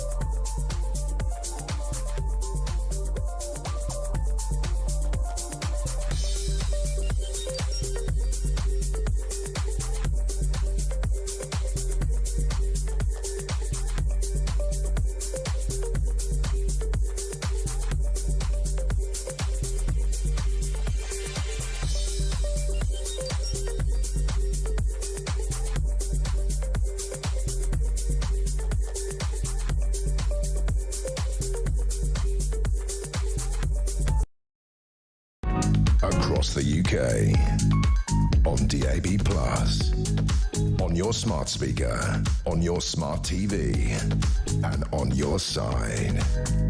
This is Talk. Okay, this is the press preview with Andre Walker, Asher Gould and Andrew Eborn. Now, I've been told that because I've been so negative about the rap culture that I need to do my rap, okay? You ready for it? Go on. Now, just to explain this, when I was a little boy with the name Andre, nobody knew what the nickname of Andre was. And then Dr. Dre came along, whose name is Andre Young. So I learnt this rap, and I'm going to try and perform it for you now. Have you got a beat or something? You all know me, still the same old G, but I've been low-key, headed down by most of you fellas with no wheels, no deals and no Gs, no boats, no snowmobiles and no skis. Mad at me because I could finally afford to provide my family with groceries. You see the house with awful flags, it's awful flags, and I could back of the house, sorry, hanging in the back of my house like trophies. Do you whole think that I don't freeze? Oh, please, you've been about down on both knees. Who do you think taught me to smoke trees? Who do you think taught you the old Ds, Easy E's, Ice Cubes and DOCs, Snoop Diplo Jeeves, and the group that said Mother F the police? Nowadays, everybody wants to talk It was NWA, wasn't it? No, it was Ice. Very good. There you go. That was quite good. That was good. Can I just say for balance, when I was at school... Can't believe it's really hard to do, and then you've got to do it with the beatbox. When I was at school... that completely destroyed it. On a serious note, when I was at school, there was two white kids and one dude stabbed them in the playground. It's been going on since the, time immemorial, but not on this level. It was like a big story. Now it's every day kids it's terrible. Stabbing. The good thing, and it was so good to have Charlie, he was brilliant. I forgot this bit. Yes. Do you think I would let my dough freeze? Oh, please, you better back down on both these. Who do you think taught you to smoke trees? Who do you think taught you to... Mike's not. He doesn't even need it. He's that good a rapper. Ice cubes and DOCs are stupid. Oh, God. Anyway, let's do the papers. We do the papers, go for it. Daily Express, look, there's a picture of someone at the Aintree. It looks like Kathy Beale. Do you remember Kathy Beale with the sausage on the M6 hard shoulder? And it's 23 degrees C, really the warmest day. And it's the horse race, isn't it? Is that tomorrow, the horse race? It's the Grand National. Some say it's cruel. They go over a chair and then they go over Beaches Brook, and there's some terrible deaths, but they say the horses like it. And Healthy King raring to go. That's good news, on Italy state visit, just like you've been to Italy recently. I have been to Italy to warm it up for him. It's got to be good. And then also, like what Steve was mentioning, actually, in Warsaw, never forget how they all secured our freedoms. And, we do forget it, don't we? And we've got to respect our war heroes, and people are forgetting them every now and again. And I think it's right that we focus on these people, because they're not going to be around forever. This chap's obviously one of them. It's the last few now, isn't exactly. it? No, we need to do that, and we don't do enough for them. No, it sort of gets forgotten and, in fact, gets disrespected. Yeah. The Daily Mail, £3 shot bet. And King drawn into China spy storm. Andrew and Fixer sneaked into Windsor to meet Charles and discuss controversial Chinese-backed fund. King Charles was last night dragged into the Chinese spy scandal engulfing Prince Andrew. His Majesty was briefed about an investment fund Andrew hoped would help with his finances, which involved his close confidant Yang Tengbu. Later banished from Britain as an alleged Beijing agent, according to court documents. Yes. What do you think about that? Well, I think, again, they're going to be unpacking all these things. They say some good trade deals are done. Suitcases full of cash. Well, that's the worry, isn't it? The Daily Mirror. It's all about Russell Brand. Comedian Russell Brand has been charged with rape and other sexual offences in the States. So he's had a letter, and the 50-year-old is due in court over 5 alleged attacks on 4 women dating back to '99. In a video yesterday, the former host said, "I've never engaged in non-consensual activity." Can I just say one thing? And this is the standard of this station and indeed this company: innocent until proven guilty. Look, it's really easy to read all sorts of things. Don't prejudge the court. You never know what's going to happen. I mean, I've sat on... I mean, we're not going to debate it because that's the point I'm making. But I've sat on multiple juries in my life, and I swear down to you that you've got to see the details. You really have got to see the details. And you've got to... It's that fundamental thing. Everybody is entitled to a fair trial, and I hate trial by media. And so you've got to work on that sort of basis. Everybody's innocent until proven guilty. It often ends careers, doesn't it? Even if they're found innocent, once they've got that taint. And that's the problem. It's always there because you'll be hunted forever. So you're right, we can't comment any further. You don't want to prejudice anything that may happen, but innocent until proven guilty, and work on that premise. The reason I made that point, Andrew, and the reason I made that point, Asher, is this. We are not ducking the issue. The reason why we're not going to debate this is because this is not the forum to debate it. No, absolutely. No, also, we can't, if there's charges now. Tanned National, it'll be non-stop fun in the sun this weekend. 22 degrees, 1 degree less than they predicted on the Mail. Boozy barbecues in the 22 degrees C sunshine and red hot Grand National this afternoon. A hot sun, sizzling Barbie's boot. Anyway, Tanned National. And socks first, then pants. Do you put your pants on first or your socks? Well, you should put your pants on first in case there's a fire and you have to run out and you don't want to be in just your socks. What about you? Socks or pants first? I don't think I've ever... Or maybe one sock, a pant, and then another sock. We've never had this debate, I have to say. No, But I think you wouldn't put your socks on first, would you? I think the first thing you do... Why would you put your socks on first? Maybe put one sock on and then your pants and then another sock. You have so to it's put your nice and even. I know nobody. It's a challenge to our great audience. No, hang on a second. Nobody puts their socks on first. Hang on a second. I'm not sure I have a rule. Sometimes you just walk in, just put your socks on. It's intuitive. No, I don't have a rule about... I don't have a rule. But do you not have a subconscious bias towards your genitals? What did you do this morning? I've no idea. You've no idea. Well, I don't. He gets someone to put them on for him. I don't fondly remember putting my underwear there's no on fondness every about day. it. Anyway, the Daily Star unpacks it all on page 11. All exciting stuff. Right. The Daily Telegraph. Alison Pierce says, mother jailed for tweet in a case that shames us all. That's Alison Pearson, who was arrested on, what was it, on that Memorial Sunday.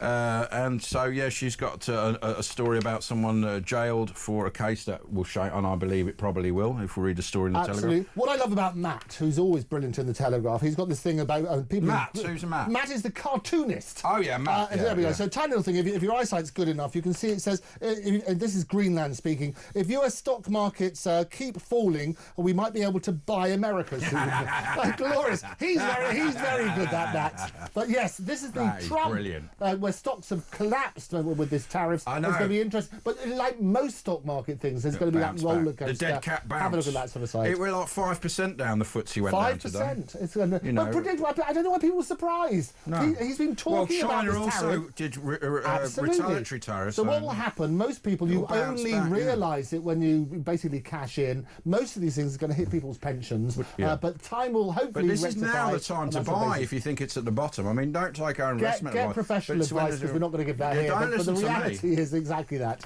Yeah. Well, no need to be so hurtful. The King Court in Andrew Spyrow, we talked about that earlier. That as well. Mr. British, your guide to the perfect staycation. Yeah. Lady V, Trump told me that Boris had gone woke. Yeah, well, we saw that. That was his wife. He was under the thumb, wasn't he? Especially when she smashed that wine bottle across the room. He was doing whatever he was told then. Sorry, darling. Yeah, we'll go all green. If Dominic Cummings would have been there, he would have... I don't know what he did to keep his attention. Grand National Marcus Armitage's big race guide. Julian Binoche, I am who I am with all my... I don't know what that's about. Juliette Binoche, yes. Massive, talented actress. Massive wind turbines planned for the channel. Ed Miliband, he doesn't look like he's right, does he? Has approved plans for a giant wind farm to be built. Never mind, even without a bacon sandwich, he looks funny. Wind farm to be built in the English Channel with dozens of turbines as tall as the Eiffel Tower. I quite like the turbines. I quite like them. Do you? Why? Well, they look nice, like a big sort of, what's it? They're into loads War of the sea, Worlds. They're all mystical. Sort and that. And remember, we never used to like electric pylons. Now people love them. We love our electric pylons. And hotels threaten to evict migrants. Hotels are threatening to evict hundreds of asylum seekers after failing to receive contracted payments from an accommodation company ditched by the Home Office. The hotels say they should have received payments from Stay Belvedere Hotels for housing the asylum seekers last month. They claim that means they cannot pay their insurance premiums, leaving them... Which makes a lot of sense. And we had that brilliant guy from the Mappin and Web, the mapping side of it, from Tintagel. He refused to take what amounted to millions, and he basically said, I understand other people would have taken it because they've gone through tough times. If they're now not going to be paid, this is going to be a seismic change. And not only that, I mean, we're seeing the first hotel billionaires now, but they phoned him up and said, oh, yes, you've got to sack all your staff, because they sack all the staff and just bring in their own, employees, because they don't need, obviously, a lot of people, because they've just got to have security. Well, that's going to unravel very quickly, because these hotels have already suffered enough. You're filling them up with migrants. They did that because they said got capacity and gone through a really tough time. If they're not being paid, that's going to be a dramatic moment. And PM to rush through weaker EV targets. So he's Ed Miliband's losing a lot of power. The government is preparing to rush through changes that water down electric vehicle targets as car makers brace for the effects of Donald Trump's new tariffs. Whitehall sources confirmed yesterday that the zero-emission vehicle mandate would be amended as soon as next week. Yeah, so that's got to be rubbish, isn't it? If you're turning around saying, if you don't like this policy, I've got another one. So what I'll do, I'll get a target that I might be able to hit. Well, that's Star for you, isn't it? Yeah. In fact, he doesn't say if you don't like this one. I don't care what you like. You're doing this, but obviously the economy. They've weakened this one. They're trying to save Rachel Thieves, basically, because that will make him look terrible if she's gone. No endless talks on Ukraine, warns US. The White House will not engage in endless negotiations with Putin over a Ukraine ceasefire. Donald Trump, Secretary of State, said yesterday, as NATO allies urged the US president to ratchet up pressure on Russia.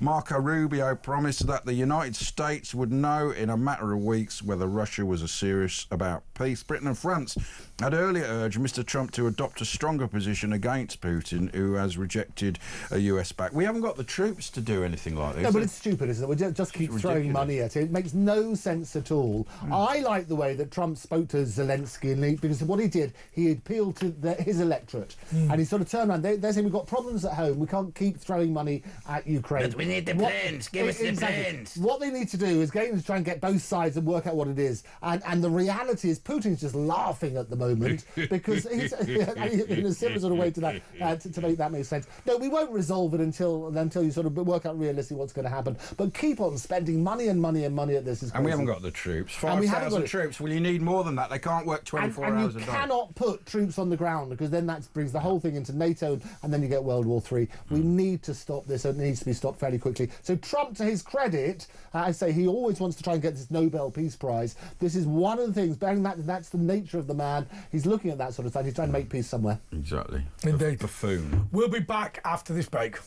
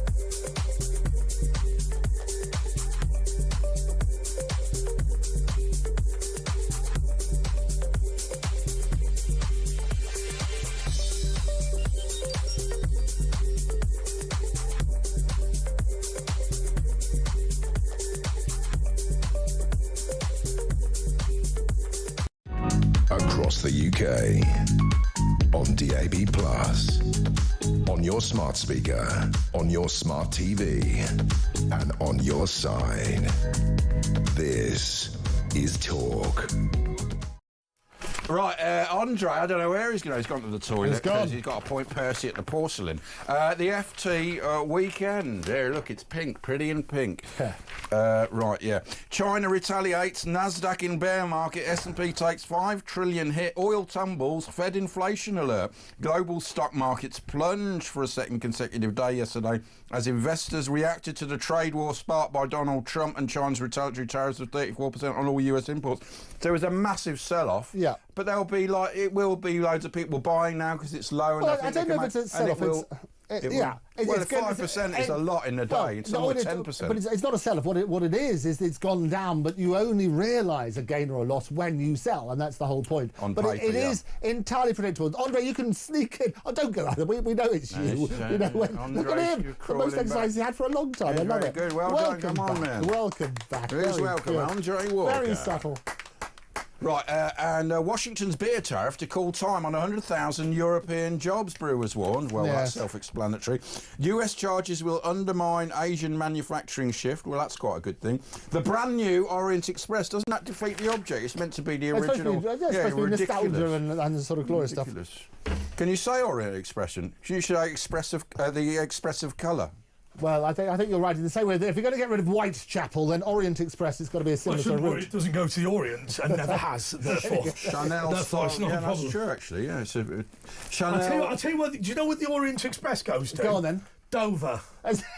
Well, of course and then there's another one at the other end. And then you have to get on the bloody ferry. Have you done it? Yeah. Have you done it? You have to tempted. You have to get on the ferry. I know you do. I know. Yes, absolutely. So he doesn't even go. He doesn't even go through the Channel Tunnel, right? Orient. So he's going. Oh, is it racist to use the word Oriental? Well, it goes to Dover. So if it's racist to call the people of Dover Oriental, then then it's filth, isn't it?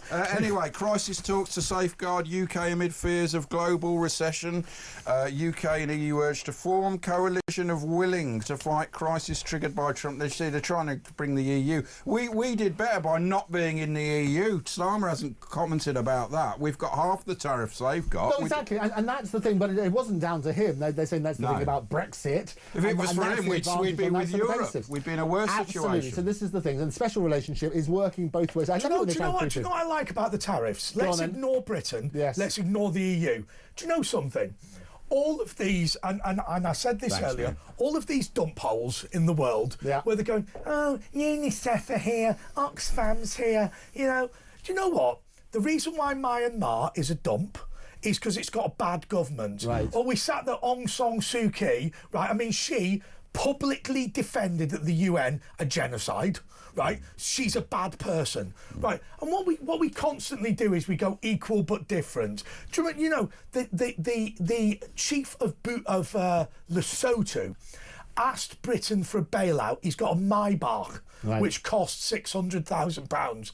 The reality is, hand in the till. Do you know what? I really think it's worth doing, just for a little while, rather than give them all a load of aid. Why don't we literally just drop pamphlets on all of them going, the reason you're poor is your government's crap? There you go. Take over the government. They're a corrupt, you know, tyrannical government, and they pretended to be a democracy and get business in, but they were exactly the same, and they murdered the Rohingya Muslims. It's what we were saying earlier, isn't it, about making sure there are fair governments around the world. I mean, the trouble is, who determines that it's fair? Because you then turn around on that sort of basis and you say, as long as people vote and it's a fair election... Well, it wasn't. That's going to work, doesn't it? Hang on a second. Asher Gould has sat in the position he's in on so many occasions, and he said, do you know something? I object to Western taxpayers' money being spent on buying entire hotels in Qatar full of hookers for the leaders of Hamas. Right? Oh, you know, all these gophers running into machine gun fire of the IDF. Oh, they're not the children of Bin Laden. They're not the one living it up in Qatar. They're not the ones with... I mean, Yasser, he told me, and I checked out it was true, Yasser Arafat's wife booked an entire floor of a hotel and lived in it for 30 years. Okay, but you're right. If it's wasted money and you're working on that sort of basis, and this is what I love. The other way, I don't know if you saw. Also, it's funding terrorism. It's not just wasted. We're funding our own enemies. Trump gave a great big list of where all the money was going, and it with brilliant comic timing. And that's what you need to look at. But also, he was saying in that thing, these are actually funding terrorists that are shooting at American troops. Exactly. You're paying for weapons to go against yourself. That's the point. But so you need to work on that basis. Yeah. Have you ever seen the story Botswana? Yes. Right, I know this sounds silly, but Botswana has always been an incredibly well-run country. So what's his name? Seletsi Khama, I think his name was. He was the tribal chief. The British wouldn't allow him to come back to be the tribal chief. So he did a deal where he would instead run for president. Right. Botswana remains a wealthy mining country in Africa. Gabon is similar. And then you look conversely. You look conversely at Rhodesia, Zimbabwe. South Africa. That was the breadbasket of Africa that had a famine after that idiot Robert Mugabe got in. Now you look at South Africa. Look, we are talking about poverty around the world, and we're saying, oh, we feel so sorry for these people. And I do feel sorry for them. But largely it's because they've got bad governance. And I genuinely think that Donald Trump, for the first time, has turned around and said, USAID is not going to bail out your dictator, nor can you use all of the tariffs to bail them out. I honestly think the government of Myanmar should drop dead. I think the government of Gaza should drop dead. I think the government of, you know, so many of these countries, Somalia, drop dead. Not, let's try and help you get better, drop dead. Yeah, and that's the interesting thing, is that what's happened and what people like about Trump, he said, charity begins at home. So we've got mess internally, so we should learn the lesson from Trump on that sort of basis. Let's call it out. Have that little list of all the things we're currently spending money on and say we're no longer going to do this until we sort out our own problems. But look at what Starmer did before the election. Basically, everything was a lie. Everything he said, we did the opposite. You're going to be 300 quid better off. You're going to be... He actually turns out... We saw him we're going to protect the farmers, and they don't. Whereas, you look at Trump, everything he said, he's now enacting. That's what people want. They want a leader, whatever they think that they believe he's going to do what they do. We don't get... Trump's a breath of fresh air. 300 he might be vulgar, in the first 100 days. Exactly. Can I dovetail on to what Asher just said? And I think we do need to go to a break. I think I'd just go further than what Asher said, but certainly what he said is right. I don't think there's anybody watching or listening to this programme who actually like Donald Trump in the sense that they like his style. I don't think there's anyone that does. I disagree. But at the end of the day, as a head of state, but at the end of the day, He's doing the job he was elected to do. And I'm so bored. I mean, do you know, Viscount Monkton came on my show and he said every time there's some sort of newfangled thing, it's probably a foreign intelligence service. And he was talking vis-a-vis transgenderism, right? He was right. It was USAID paying for it. What person in Alabama knew that their tax dollars were funding... Well, I'm not going to be crass, but changing young people in Britain, let's say that. And funding weapons that would be fired against Americans. And that's what we need. We need a Doge over here who has a look at government efficiency and everywhere else, and basically put it out in front of the electorate and say you have a choice. This is how we spend your money because it's your taxes. Do you want it spent on these issues, looking after people rather than heating or eating, dealing with that sort of crisis, as opposed to spending on this? But the first thing Trump did before that is sack all the people that were holding him up, and that's what they have to do in this country. You have to grow a pair and sack all the private secretaries of civil service. And there might have been too many that he stifle. That's the problem there. They're running this government. Not our government don't run anything, and they've got to break that power because they can't do anything. But with there could be no harm in telling the electorate this is how we're spending your money, and this is the point. Because then you turn around and say, "No, absolutely." That's what Starmer said again. Lie, just constant lie. By the way, if we think these executive agencies are brilliant, elect the leader. Yes. I always tell the story about Mr. Rayner from Colnbrook. And that part of Wraysbury and Datchet and Windsor. Mr. Rayner, for 200 years, the previous Mr. Rayner, who was his dad, and the Mr. Rayner before, who was his granddad, used to dredge the tributary to the Thames. And the reason they used to dredge it is because their irrigation system used to wash silt into the tributary, and that caused flooding in Colnbrook. So he, at his own expense, and I'm not talking about Mr. Rayner 1 or Mr. Rayner 2, but for 200 years they used to dredge the Thames until the Environment Agency banned it. And I went with for a meeting with the current Mr. Rayner to the chief executive of the Environment Agency, who was Chris Smith. You know, that one that looks like an orc that used to be the Member of Parliament for Islington, right? That guy, he doesn't know anything about the countryside, doesn't know anything about the environment. And do you know what he sat with this bloke who is the great-great-great-great-grandson of the people who were dredging the tributary to the Thames? He said, the reason why it floods in Colnbrook is climate change. And Rayner's sat there going, no, it's because of farming, a point we learnt 250 years ago. And this is the point. People always dismiss the intelligence of the great British public. And if I always say, give them the facts on both sides, let them have the evidence and make informed decisions. And that's what we've got to do. So absolutely, we should introduce a similar system to they're doing in the States. Set it out, say this is where your money's being spent, this is where it could be spent. Why don't you choose? Absolutely. Let's go to a break and we'll be back in a moment.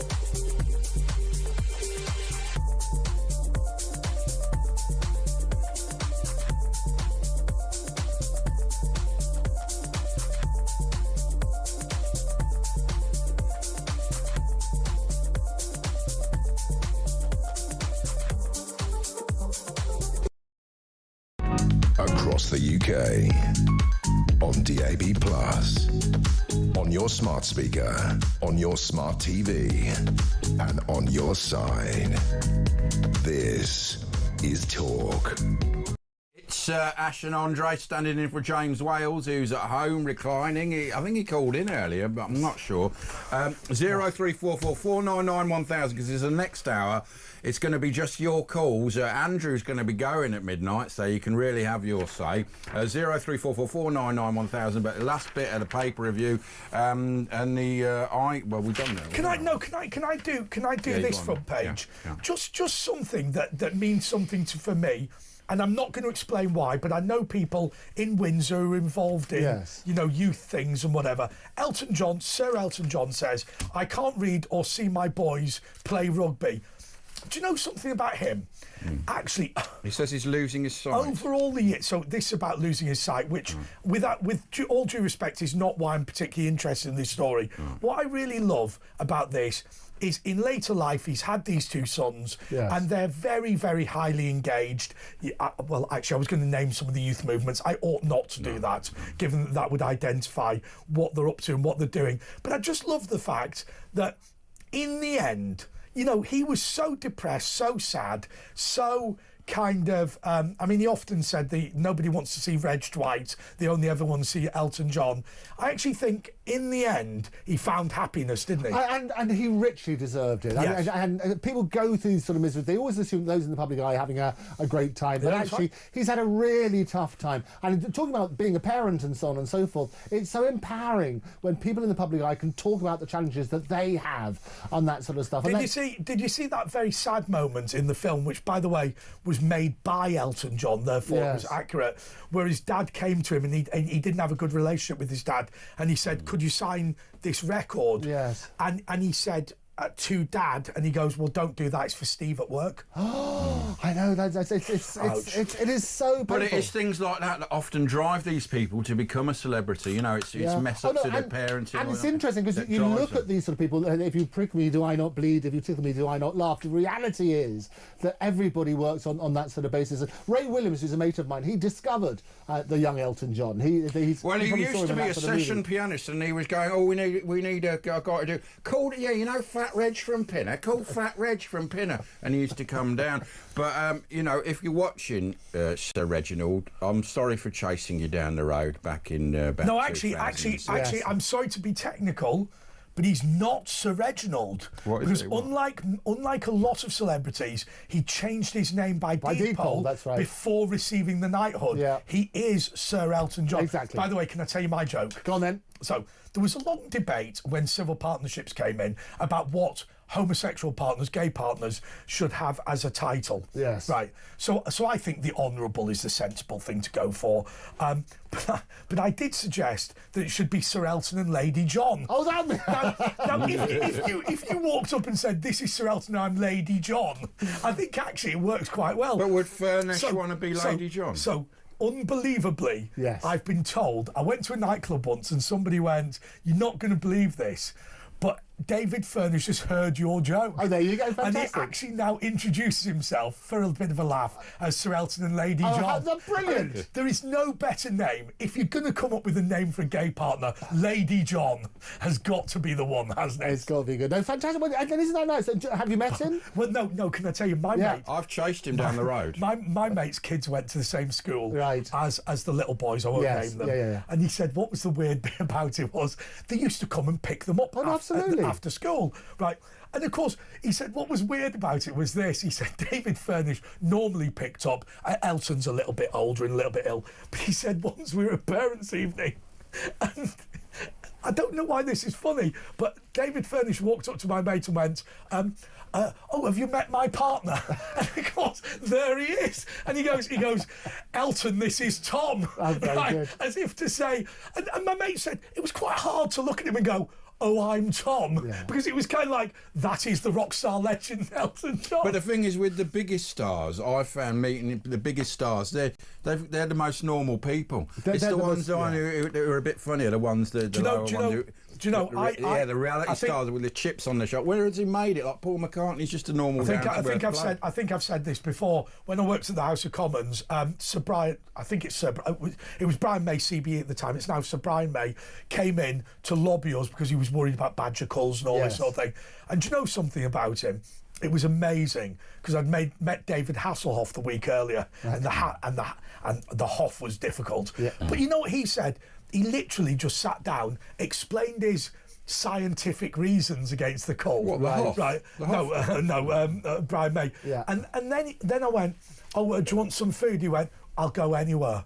And we just went to the little cafe, and he said, as long as it's vegan food or whatever. Yeah. But you know something? It was really interesting because you got the sense with Brian May that he was a very thoughtful scientist who happened to be one of the world's best rock stars. Yeah, he was very good mates with Patrick Moore, the astrologer, because he had a degree. That's right. But you're right about the people, and the more comfortable they are in themselves, and the bigger celebrity they are, they work on that sort of basis. But they will also have, when you talk about the Hoff, actually he's been lovely in very trying situations. And don't forget, he brought down the wall between the East and the West single-handedly. I'm looking for freedom. I'm going to tell you this little story. I remember the first show that Jeremy Kyle did on the station, and people in the gallery were going, oh, he's being a bit weird. Do you know what I said? He's nervous. I said, no, he's nervous. That's his shtick. No, hang on a second. They went, why would he be nervous? He's Jeremy Kyle. Yes, because he's Jeremy Kyle. Yes. Because he's a massive national. Of course he's nervous. Everybody's human. They're going to have nice days and bad days. And when people give you reports about people, if they're not in the room to defend themselves, you can say such and such a celebrity was really hurried to me. Yes, probably. You probably approached them at the wrong time or whatever. Nicholas Parsons. And work on that sort of basis. By the way, if anyone else texts in, don't let the sun go down on me, right? I mean, it's not acceptable. It's not an acceptable joke, whichever way you write it. Andrew Eborn, thank you so much. That was a journey and a half. Andrew, you just take over, but we do love you. This is me being quiet and behaving myself in the corner. God, lovely to join you both. So where can we find you on social media? You can find at Andrew Eborn at Octopus TV. I do subscribe to the Andrew Eborn Show on Octopus TV on YouTube. It's free, and I will be back next Friday. Don't do it to the camera. Do it to me. Where are you? Oh, there you are. I will be back next Friday. Andrew, guest, not presenter. Do it to me. Do it to me. No one's done your bingo card. You haven't done enough. Everyone's disappointed. By the way, Errol Musk appears on his show. Boom. I thank you. Truss comes on horseback and leaves on foot. Thank you. And I'll also be on with the wonderful Kevin as well, Kevin O'Sullivan. Just thank you so much. Just to say, we're doing the phone in next, and just to answer everyone's concerns, I'm just filling in for James Whale. He's ill tonight. I appreciate I'm not as good. 0344 499 1000. We will be back taking your calls straight after this.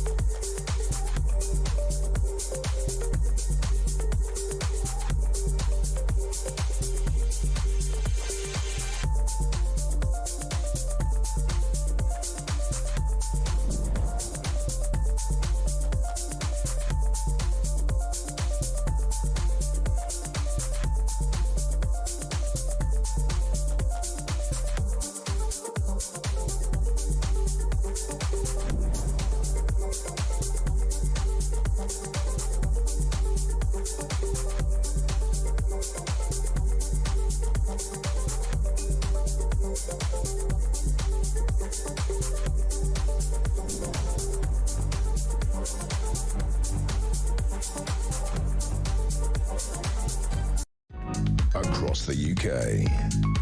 On DAB+, on your smart speaker, on your smart TV, and on your side.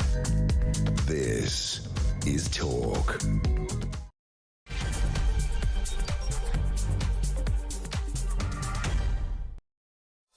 Okay, this is Talk, and we've got our first caller, but I heard something last night that I was a bit annoyed about. Yeah. Ken, in London, can you tell me what we discussed after you hung up yesterday? Yes, Ash mentioned that I was possibly using you as my flock. Oh, and so the allegation that you don't listen is nonsense, is it? Of course it is. Oh, yeah. No, I thought you just... You don't watch or listen, you just call in and go and just want to have your say. No, I listen to you. Sometimes it's a load of nonsense, sometimes it's interesting. Yeah, exactly. Well, hang on a second. All right, Ken, can I say something? I would have been really furious if you'd been discourteous enough to phone in and not listen. But I thought that was nonsense. What you... No, you don't listen, do you, Ken? Of course I'll listen to you. I've listened to you for 20 years, you and James Whale. But not all the time. Sometimes you call in and you're not even listening to the show. No, that's nonsense, Ash. Are you sure, Ken? That would be Are you telling porkies? Is this fake news? Can I ask you this question then? So after you signed off yesterday, people said, are you unhappy? And remember what I said? I said, in my experience, you're quite a happy bloke, simply because, you enjoy... you enjoy doing what you're doing. I don't feel that you're... I don't get the impression, Ken, that as a radical evangelical Christian, you go to bed at night feeling sad. I think actually you feel happy, don't you? Listen, the Bible says for the Christian, the joy of the Lord is my strength. Do you know the greatest joy in my life? To know that my sins are forgiven because I believe in Jesus and I'm on the highway to heaven. There's joy in your heart. There's joy in your heart, isn't there? Yeah, the joy of sin. But hang on a second. I'm going to ask you this question, Ken. Stairway to Ken, heaven. I'm going to ask you this question on a serious note. So, I've spoken to you on dozens of occasions. Asher may have spoken to you on hundreds of occasions. Yeah. Actually, if I'm being honest, you're not completely consistent, and neither is anybody. But some nights you get a bit angry and belligerent, and other nights you're much more laid back. Yeah, what's that all about? Oh, well, I'm a human being. I'm not perfect. I'm far from perfect. Yes. The greatest thing in my life is to speak to other people about Jesus. He's my best friend. My best friend is God. That's good. Good to have a best friend. In my life, my best friend is Jesus. So can I?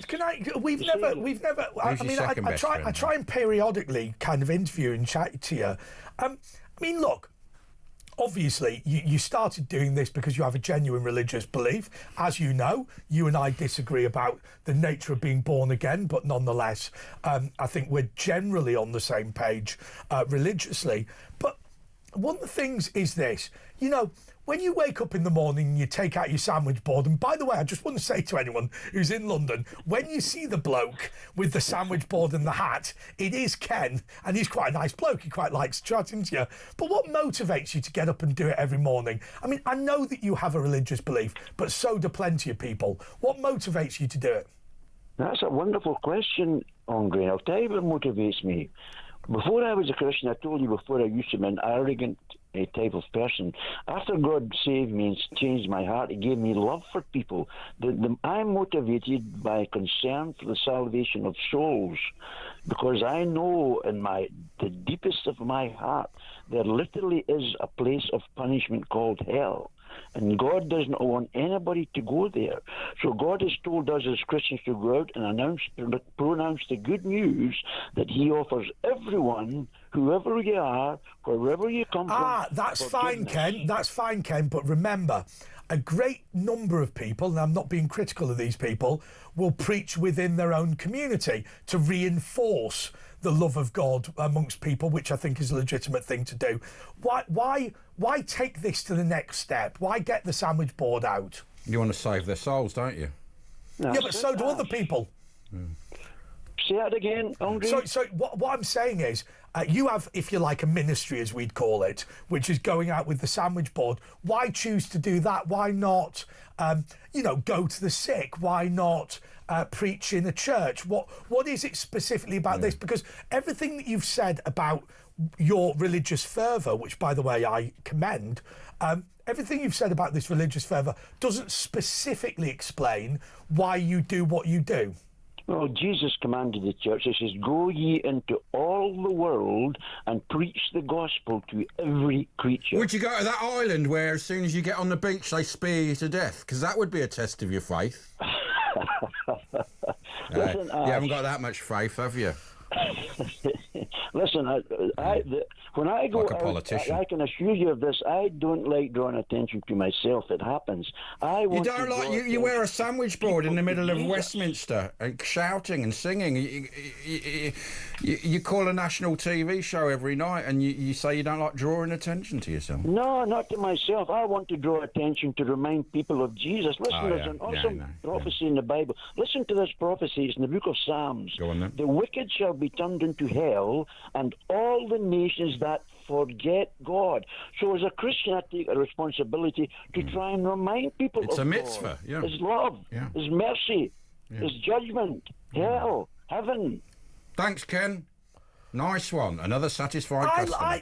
Do you know something? I like him. I love him. Ken. Yeah, I've met him a couple of times. And do you know the reason I like him? Because we live in a world. He's a nice guy. We live in a world where people don't give a toss about anything other than themselves. Yeah. He's got his religious views. Now, look, I've argued with him quite vociferously and fervently about the fact that his own branch of Christianity isn't the only one that exists. But okay, fine. But I just quite. Do you know what I like about him? It's just that.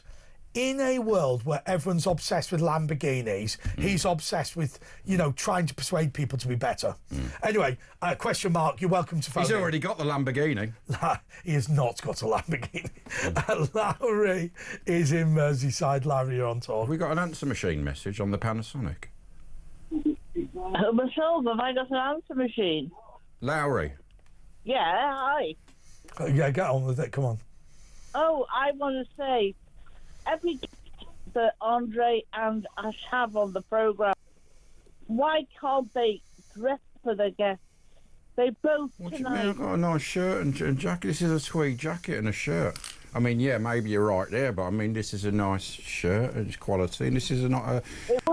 It would look nice. Harris tweed. If your beard was trimmed, your hair was trimmed, What do you mean? and you looked as though you had a wash. Well, hang on. No, I'm sorry. I've had a wash. I've had makeup, everything. I'm very upset with the way they're complaining about my clothing. I mean, I think my clothing is. Not now. Quick, go to the break.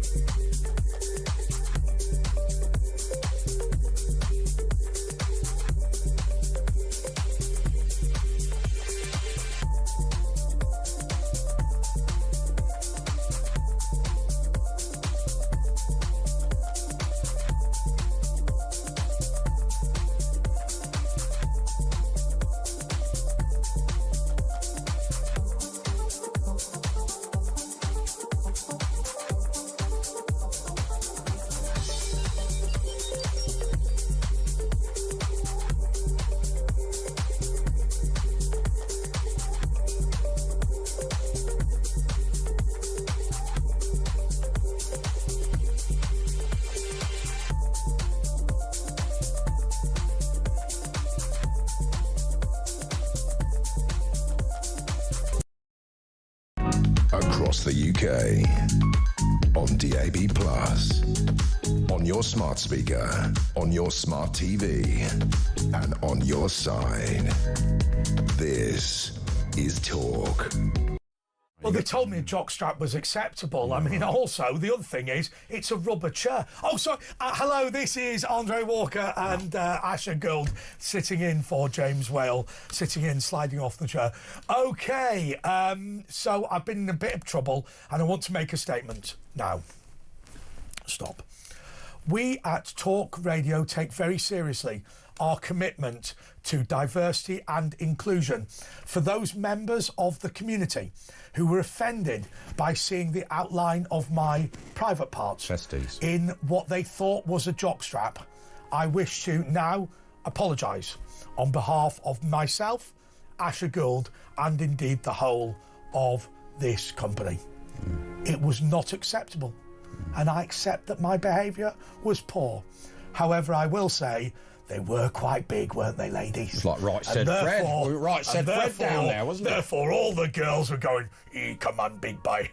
OK, anyway, that has made it worse. This Hovis music doesn't work with... That's not Hovis music. The Hovis music is when we talk about things in the old days that you played anyway. Well, can I tell you, the last time mine were touched was the old days. OK. But anyway, Debbie is in Essex. Debbie, you're on Talk. Oh, where's Lowry? We lost Lowry. Well, if everyone else is complaining about that, I thought that's the best thing I've seen in ages. It made your night, didn't it? What literally made my night. What bit of it made you tingle? Well, just in the knee, you know. Really? Just Show your knee, go on. I can't. Show one of your knees. So I don't mean to pull Do it for the audience. I don't mean to pull the curtain back. I'm not going to go any further. No. If I'm being totally honest, just to pull the curtain back, I actually don't do this show in my underwear. I had to actually discreetly. He normally does it commando style. And Ash, where's your hand? No. Yeah. But what do you want to talk about, Debs? Well, actually, I spoke to you last night about my energy bill. Yeah, I know. Octopus energy. It was gone up from £17 to 195 or something. £17.37. Yeah. And then from the 1st of April, it went up to £198.95. Have you got in contact with them and said what the hell's going on? I got in contact with them this morning. Yeah. And they had put my bill up because I hadn't. This is going to be my mistake, but I hadn't submitted your meter reading. Yes. So did you do that, and did they sort it out? They did sort it out. They were amazing and did it within literally. And how much is it? How much is it now then a month or whatever it is instead of 198? It's going to be about. It's now going to be about £139. So that's no good. You were paying 17 quid and now it's gone to 130. Yes. What the hell's going on? You were paying too little, weren't you? You've always got the boiler on, haven't you? Yes. The thing is, I live in the smallest. Well, exactly. You're just trying to. Most people put their duvets on. How many bedrooms have you got? I've got 3 tiny bedrooms. I live in a cottage that is 1,200 square foot. It's terrible, isn't it? I mean, that's the reality is. I mean, people can say that old people are overhoused, and I get that. Obviously, people want to. I've got a very good friend of mine, funnily enough, who bought this house in Golders Green when he was a young lad, and then he had 5 kids, and then in the end, I left them when they all moved out. They go, his wife goes, oh no, we can't downsize just in case all the family come back for Passover or whatever it is. Well, they do come back for. By the way, it's next week. And she said. And my mate said, look, the reality is, we could just get a smaller house and they could stay in a bloody hotel. The reality is people are overhoused who are older because they want to stay in their own home when the family leave. But the problem is not being overhoused. The problem is Ed Miliband and his pagan religion of climate change putting up the cost for everyone. Ed Miliband he just needs to be like, dug up in, put in a hole. Put in out to pasture. No, I'll tell you something. If we were to stop Ed Miliband, if we were to say, you know, look, let's put a man on Mars and that man should be Ed Miliband, right? If we were to say that, I think that Ed Miliband's retirement, I suspect, would save the average British family £1,000 a year. Oh my God, it would probably save them more. I think that might be right. All of this stuff that you do with the windmills, it costs millions of pounds to put just one of those. I mean, it's amazing. It's amazing to listen. It's amazing to listen to a townie say, we need modern technology to generate energy, a windmill. I'm not being funny, pal. Have you ever been to the Netherlands? I mean, it's again beyond. Like I said last night, our government is like a inflatable dartboard. Why? It's just beyond ridiculous.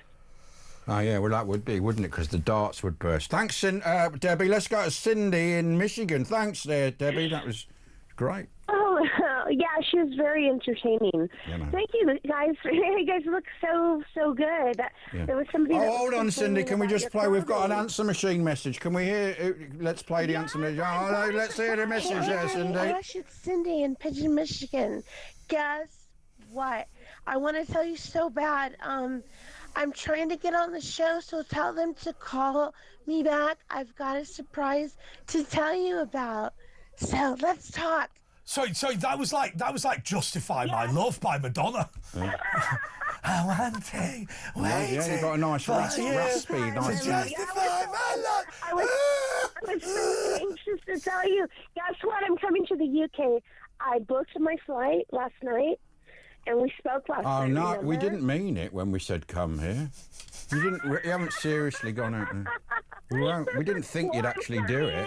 Have you ever heard of Jed Maxwell from Alan Partridge? Let me give you the date, November 18th. No, don't. We're all away. We're all on No, holiday. you have to come in, Cindy. Oh, it's a nightmare. Right. Oh. Will you bring us some Hershey bars, Twinkies, and what else? I'm totally coming to see you. Right, sorry. Do me a favour. Cindy, just wait for 1 second. I'm going to press this button. Watch. I'm going to.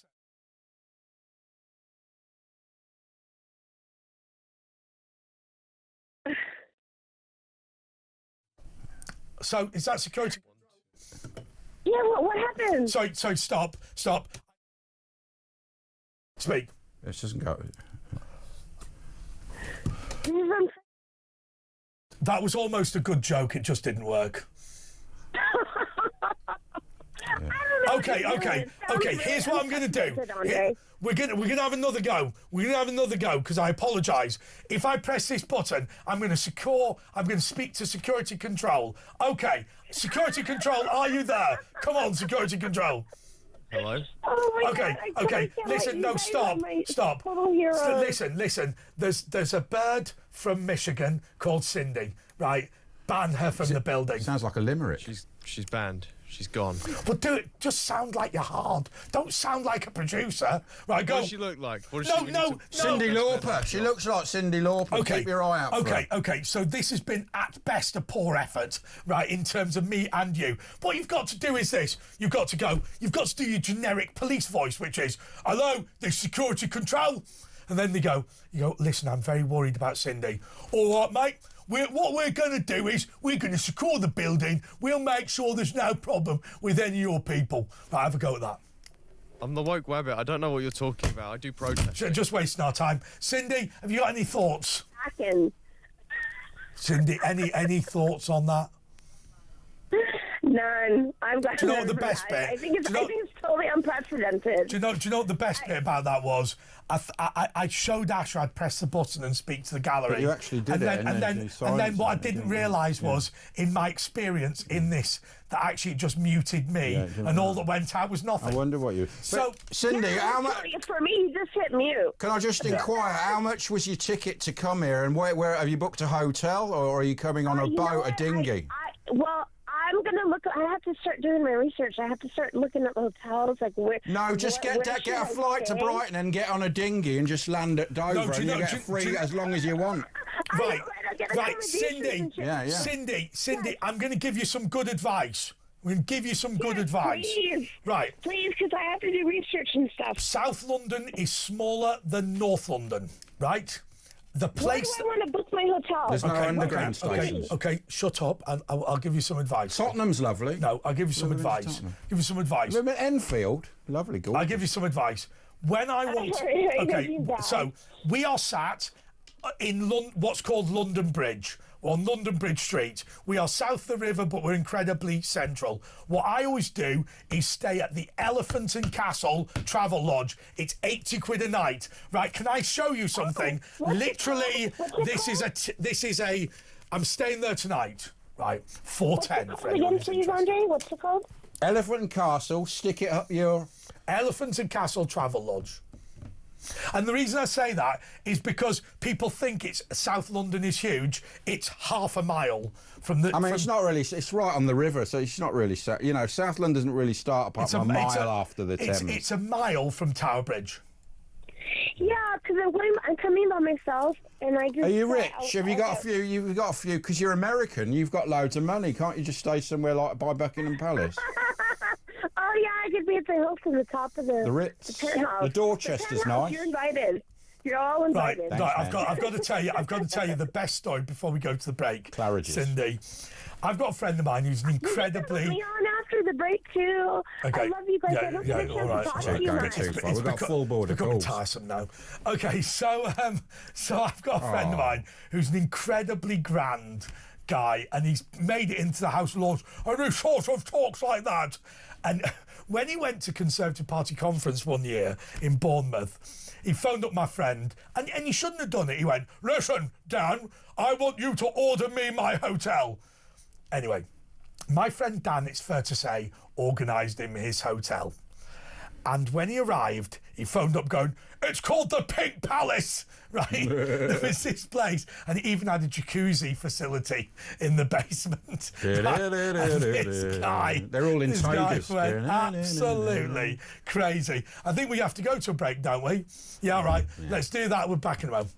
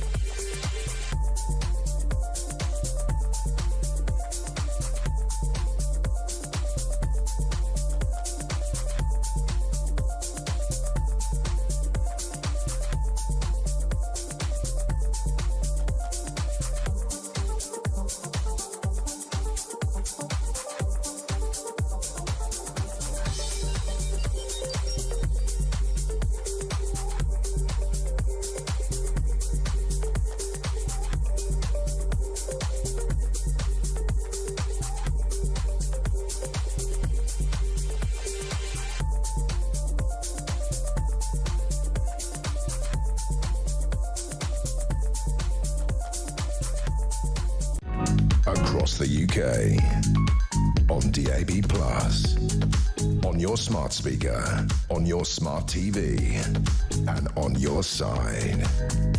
This is Talk. There's loads of them that are loaded. Yeah. Okay, this is the Late Show. Sorry, it's not. It's the James Whale Show with Andre Walker and Asher Gould. I just want to repeat this because it avoids complaints. I am not James Whale. James Whale is off because he's ill. I'm not as good as James Whale. I would never claim to be as good as James Whale. He is a legend and I'm not. But I'm sitting in tonight. Graham is in Norwich. Graham, you're on Talk. Hello, how are you doing? You all right? I'm doing all right. Yeah, man, yeah. But before I start, because I want to talk about adolescence, the programme, before I start, Andre, I don't care what anyone tells you. I think you're all right. But Thank anyway, you so much. But about It's a backhanded compliment. Right? Thanks, Dad. but it's about adolescence, right? For 3 weeks, I've been listening to people talk about this programme, and when it's on BBC or it's on the internet, no one seems to know what it's about. They all totally miss the point, because it's about power and the abuse of power. Because what it's about when you get somebody who's insecure and they want to feel better about themselves, they'll seek out somebody who they perceive to be weaker, and they'll mentally abuse them, they'll belittle them, they demean them, just so they can feel better about themselves. But what they don't realise, because I used to know a person in the CID, he said to me, you never know who, everybody is capable of murder, everybody but everybody. And if you pick on the wrong person at the wrong time, who's in the wrong state of mind, you don't know the consequences. And what this programme is about this girl who is feeling vulnerable. Yeah, she's feeling insecure, so she belittles this guy who is he's been indoctrinated by the 21st feminism. He's been emasculated, basically. So she belittles him to make him feel small, and of course he's on the edge, so he snaps. Okay. But let me tell you where we're upset. Where we're upset is this. If you want to make a programme about, Nazis, if you want to make a programme about British soldiers causing trouble, if you want to do whatever, it's just there is a major knife crime problem in this country. Well, yeah. And yet the programme is about a white kid. Yeah, I totally agree with you. I think Stephen Graham is a bit of a wind-up merchant, because if you've ever seen A Thousand Blows, have you seen that, or The Walk-In? I think my point is this. Look, I've always said that when I was a little boy, the most important political issue was class. Now the most important political issue is race. Yeah. And ultimately, what we're going to do now is we're going to force every white child in the country to watch a programme about how their knife crime murdered, in addition to being slave masters, in addition to being born racist, in addition to all of that. I agree 100% with it, but that's not what this programme is about. Well, I think it is. But it isn't, because I've seen it, and I found it refreshing, the fact that it's a multi-racial community, and there's no race is not mentioned once, which is unusual for. Well, it is. The whole thing is about the white people are looking like fools, the father, and then all the other people. Can I ask you this question? I want to ask you this question, and this is going to be a brutal question. I'm just going to throw this out. I'm just going to throw this out. You know something?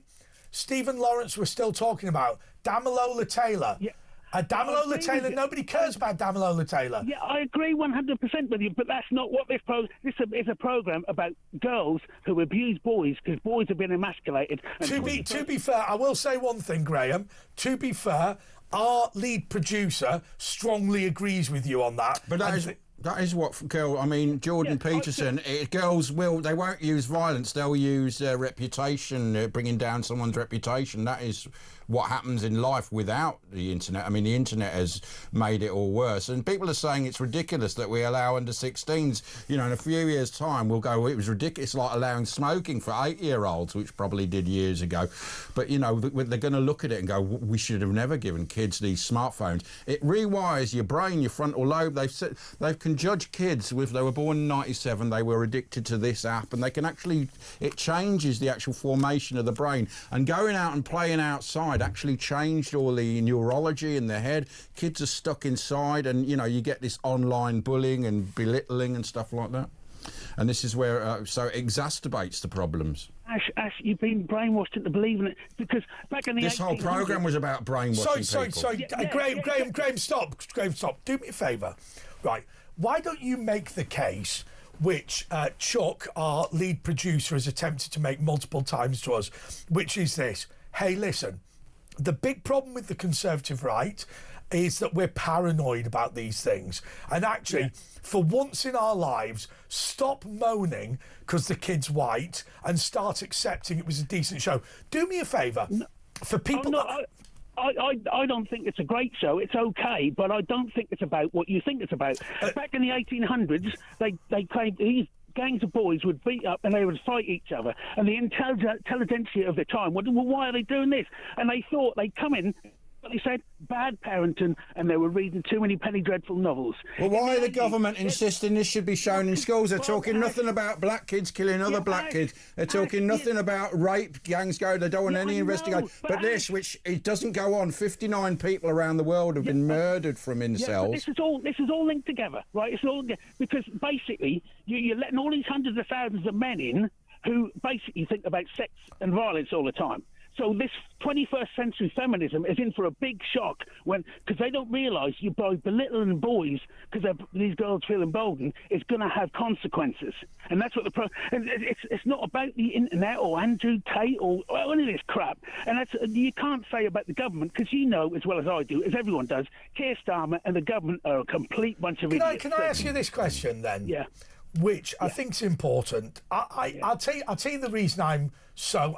Well, actually, I'm not generally angry. I'm pretty happy, even though I look like a maths teacher tonight. I'll tell you what I genuinely think.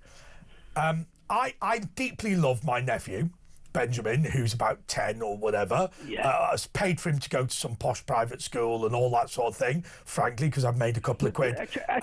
But education is I get all that. That's why I'm doing it, right? I've got that already. Here's my point. I don't believe that little boy has the duty to apologise to a bunch of communists in the Caribbean for slavery he was never involved with. 100%. Why are our people being beaten? I've said the number one issue now is race. It's called divide and rule, Andre. Because it's called apartheid. Yeah, can I quickly talk about 1,000 Blows, which Stephen Graham is in? It's about two. No, listen. What? That sounds a bit of dodgy film. 1,000. No, that's the program. 1,000 Blows with Stephen Mulhern. Disney. It's on Disney Plus. He must have been knackered. Stephen Knight of Peaky Blinders. He wrote this program with Stephen Graham called 1,000 Blows, and in it they have a bit in Jamaica where the redcoats shoot these Jamaicans.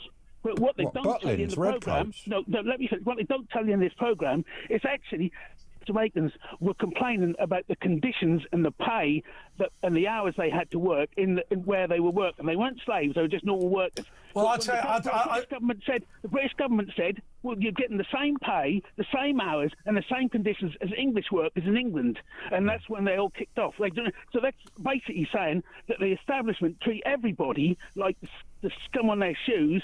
It's not just black people. And so black people have got a chip on their shoulder about it, but it's actually all the poor people were treated like that. Because 15 Well, we never had slavery in this country, country, because we had enough peasants and people were poor. 15 million it was people illegal. went through the workhouse system. And if you've read the workhouse system about picking oakum and crushing rocks... By the way... Child labour. The Guardian had child labour in the printing machines in the old days. Can I tell you something? I think the workhouse system was brilliant. I think it was absolutely brilliant. And I think anybody who thinks the workhouse system is wrong is stupid. And let me explain why.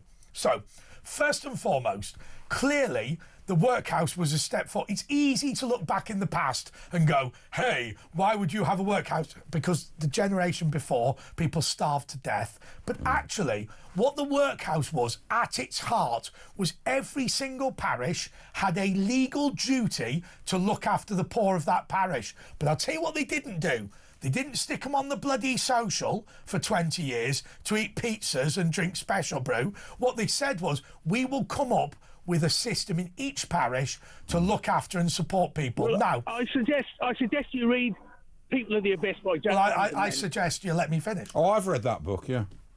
And but you're on the wrong, because it's not. Well, I'm not on the wrong lines. I'm not on the wrong lines. I'll tell you why I'm not on the wrong lines. Because the concept of the workhouse was the concept of every single parish, every single community looking after their own. Yeah. You have to look after your own cousin. You look after your own brother, not stick them on the social. I mean, it could have been done better because they split up families and there were some horrible things and people crapped on people. The way they did it at the time was to have people working in these institutions.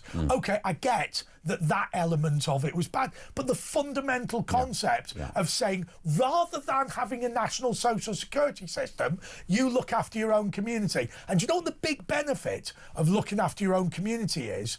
You can't rip off your own community, because if Asher fell on hard times and he was destitute and eating rats on the street, or vice versa, right, I would help him out. But I'll tell you what I wouldn't do. I wouldn't let him eat pizzas for 50 years on the social, right? So I, you know, if you think about it, what is the biggest amount of social security in this country? What is the biggest amount?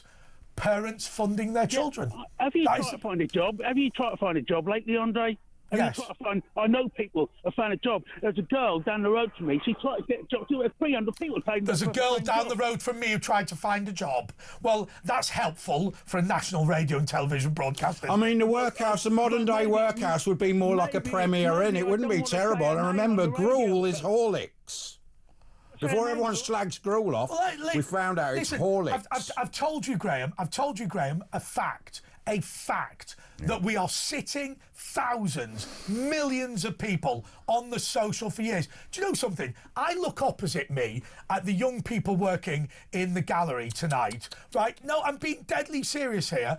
They have to fight for that position. They have to work damn bloody hard. They're here at 1 a.m. for what is not the best wages in the world. They get off their backside. I've met producers sitting opposite me who've gone to the local hostel, which is called St. Christopher's, to stay over because they live in Northampton, right? You know, so it's better than Northampton. Do you know something that I think about poor people in this country? The number one thing you should say is get a job. And number two, if you can't get a job, your own community could look after you. Because I'll tell you something, my mother would wipe your backside if you needed it. My mother would give you a penny if you needed it, but she wouldn't sit you on the bloody social eating pizzas for 30 years. But we don't have drinking a community, special do we? brew. I mean, who's in our community? We don't have like the old-style communities. Publicly support the workhouse as a principle. I publicly support it. Now, I admit that the discharge of it was old-fashioned, but looking into the past in that way, this concept of ordinary communities looking after their own people is absolutely right. And I'll tell you something else. I'll tell you something about my school, right? In 1915, the schoolboys that left my school when they were 18 went and became second lieutenants in the First World War. They were all dead by Christmas. Do you know what happened? The fifth formers volunteered to take up the slack. Some people believe in duty. Some people believe in hard work. Some people believe in decency. Other people believe that Domino's is a work of art. More next.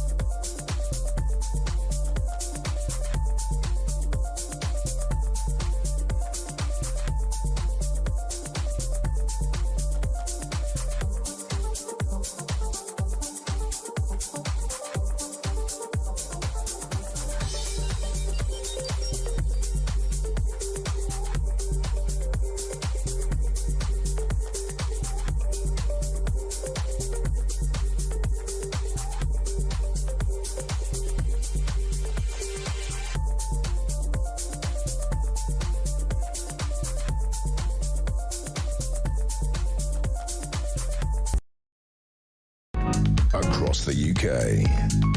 On DAB+, on your smart speaker, on your smart TV, and on your side. This is Talk. Well, I will tell you something.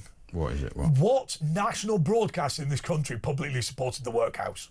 I put the fun into fundamentalist. Well, I mean, we could have it would be Workhouse from Home now, and it would be more like a Premier Inn. It wouldn't be like those old places. And whether we found out, Andre educated us, Gould isn't that bad. It's Horlicks and also Ovaltine. They're gruel. So I don't know what Oliver was moaning about.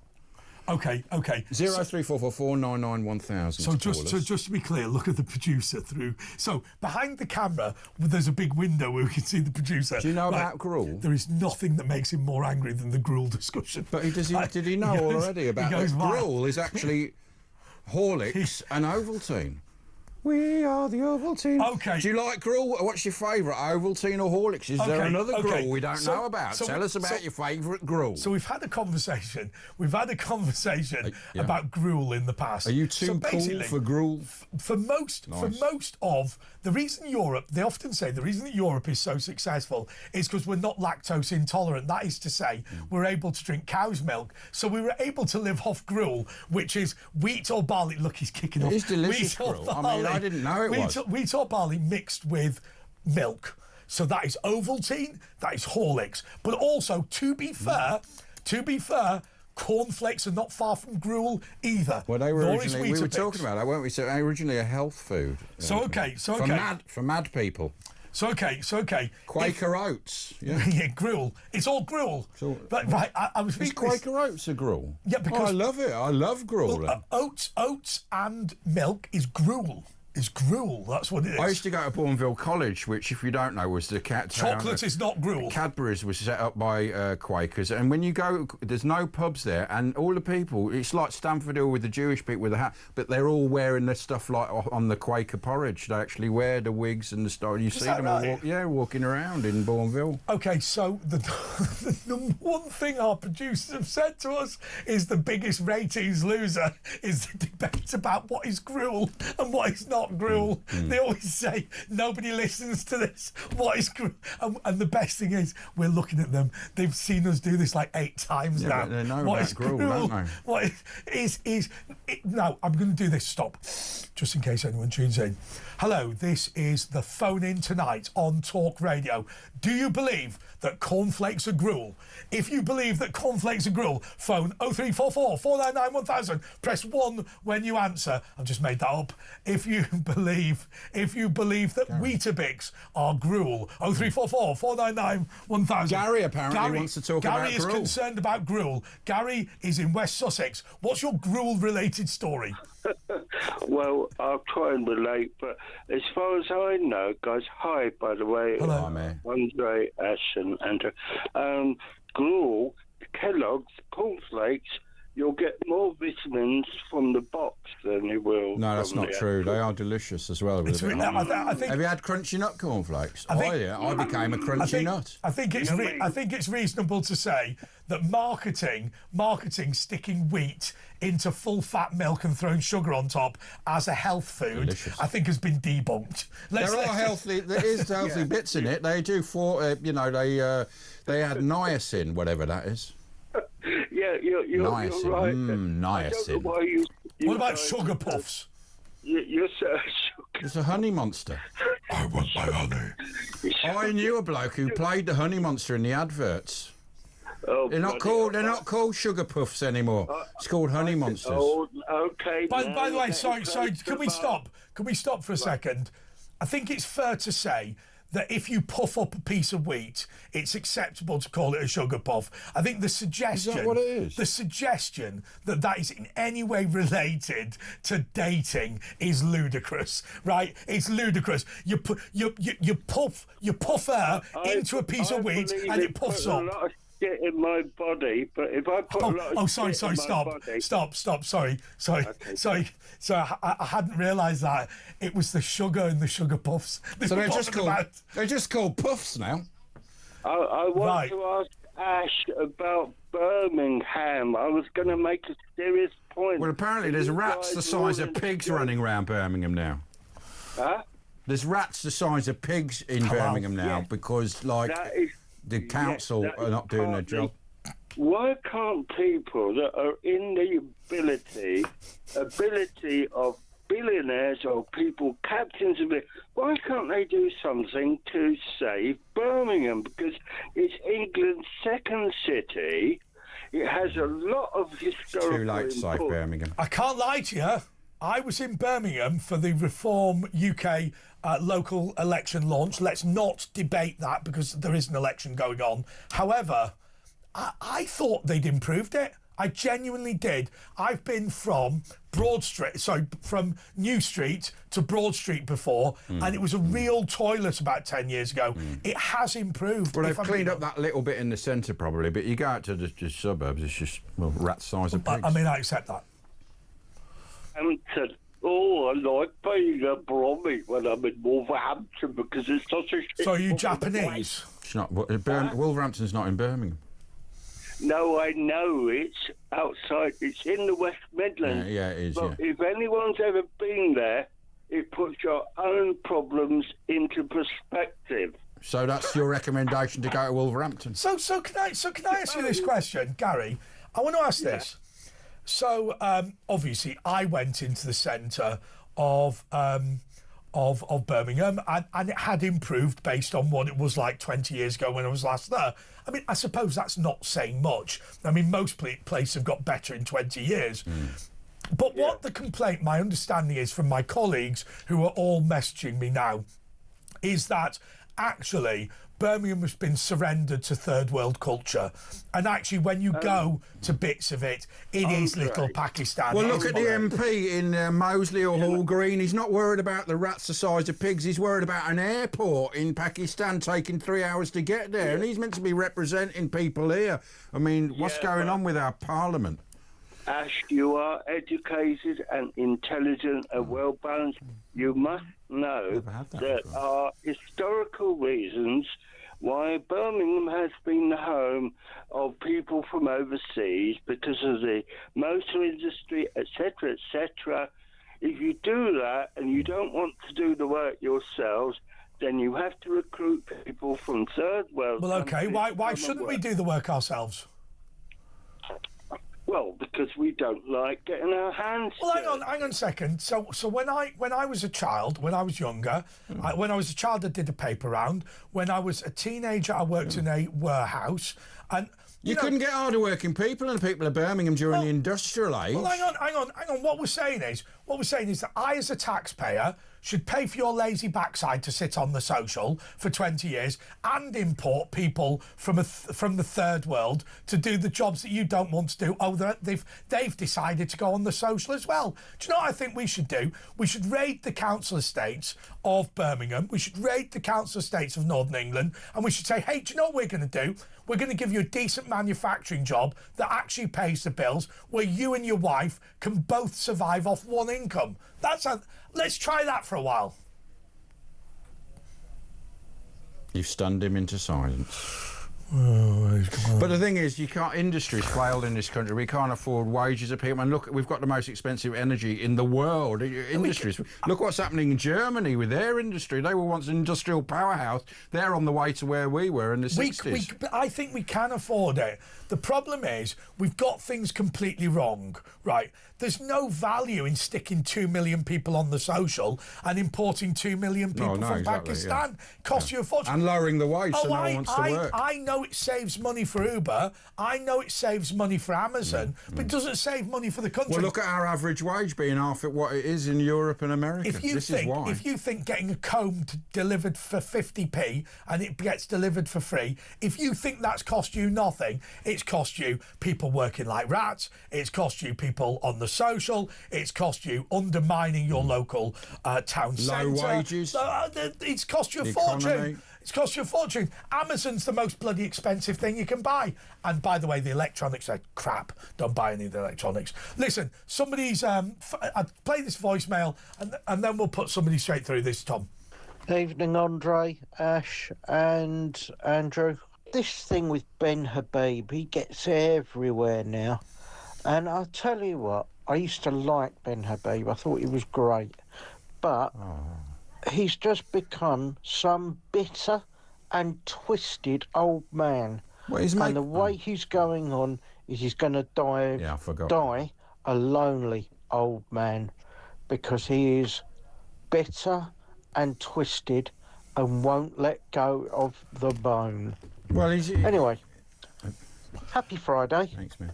OK, I want to thank the immediate past master of my Masonic Lodge, who's been in touch to say, listen, Defence of the Workhouse was spectacular. OK, I think the next person is Tom. Is it Tom who's coming up? Oh, Sean. I don't think Ben's bitter. I think he's just passionate about what he believes. He's a bit bitter. Hi there, Andre. Got a question for you as a taxpayer, an investor, and invest in my pension. Should I leave and put my pension into the American stock market? If no, am I bankrupt?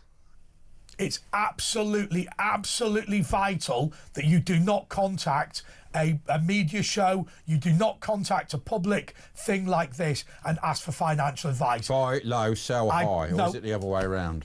No, that's irresponsible. Do not contact me for financial and investment advice. The reason is I'm not qualified to do it.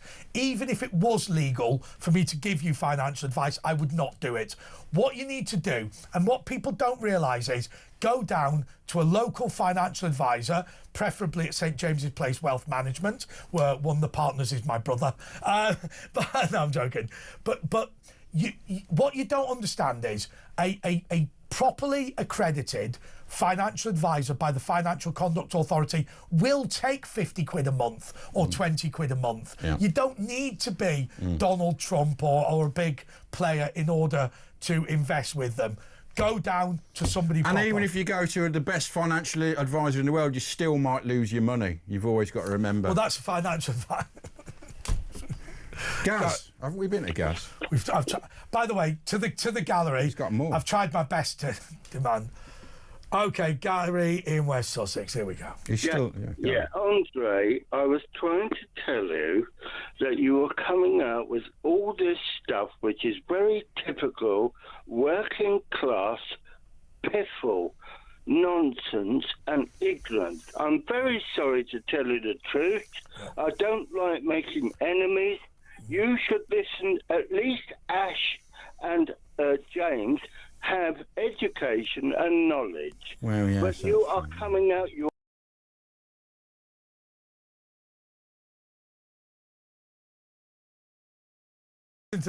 Okay, sorry.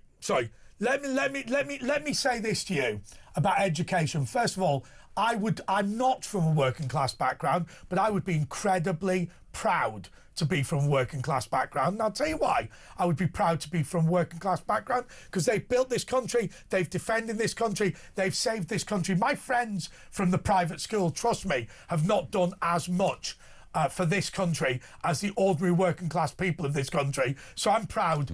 I'm proud for you to give me the quote unquote insult of being working class. Screw you on that one. Secondly, you go around this entire building and you ask all the big people from the Times, you ask all the big people from the Wall Street Journal, you ask all the big presenters, how many of them have got a distinction master's degree from the University of London? And the answer will be nothing.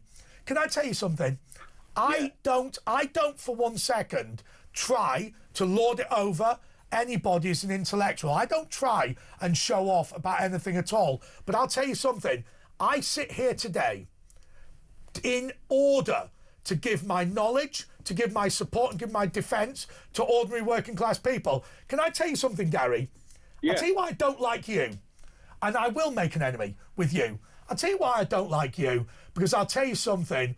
I'm proud for you to tell me I'm a working class moron. I'm proud for you to pretend I'm off the council say. I'm proud.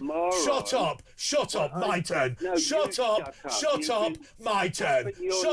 Shut up, my turn. I'm proud for you to throw whatever insult about uneducated, moronic, Neanderthal, working class moron. Because I'll tell you something.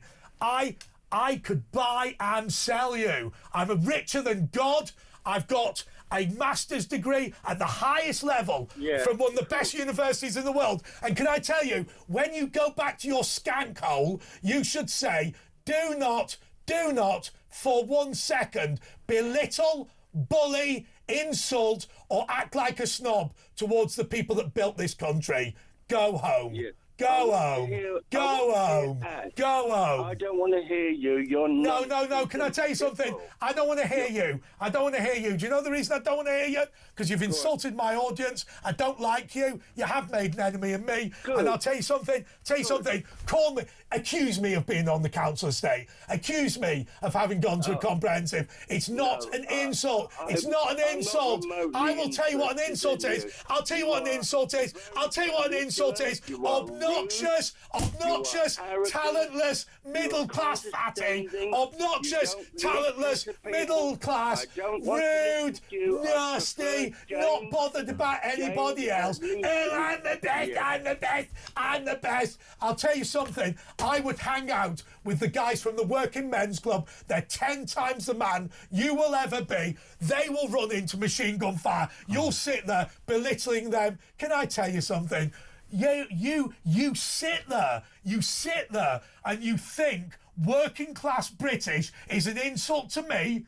You think that's an insult? You think it's an insult that you're accusing me of being one of the families that ran into machine gun fire at D-Day? You think it's an insult to accuse me of being one of the people that built this country? You think it's an insult to accuse me of being one of the people that created the Peasants' Revolt and built democracy? You think it's an insult for me to be one of the soldiers that went out and spread democracy over the world? You think it's an insult to be working class and British? I will tell you what you are. Exactly the problem with this country. Keir Starmer, Tony Blair, Richard Harmer, all of those people, Shamima Begum, all those people. I'll tell you something. Come on this show and accuse me of anything you like.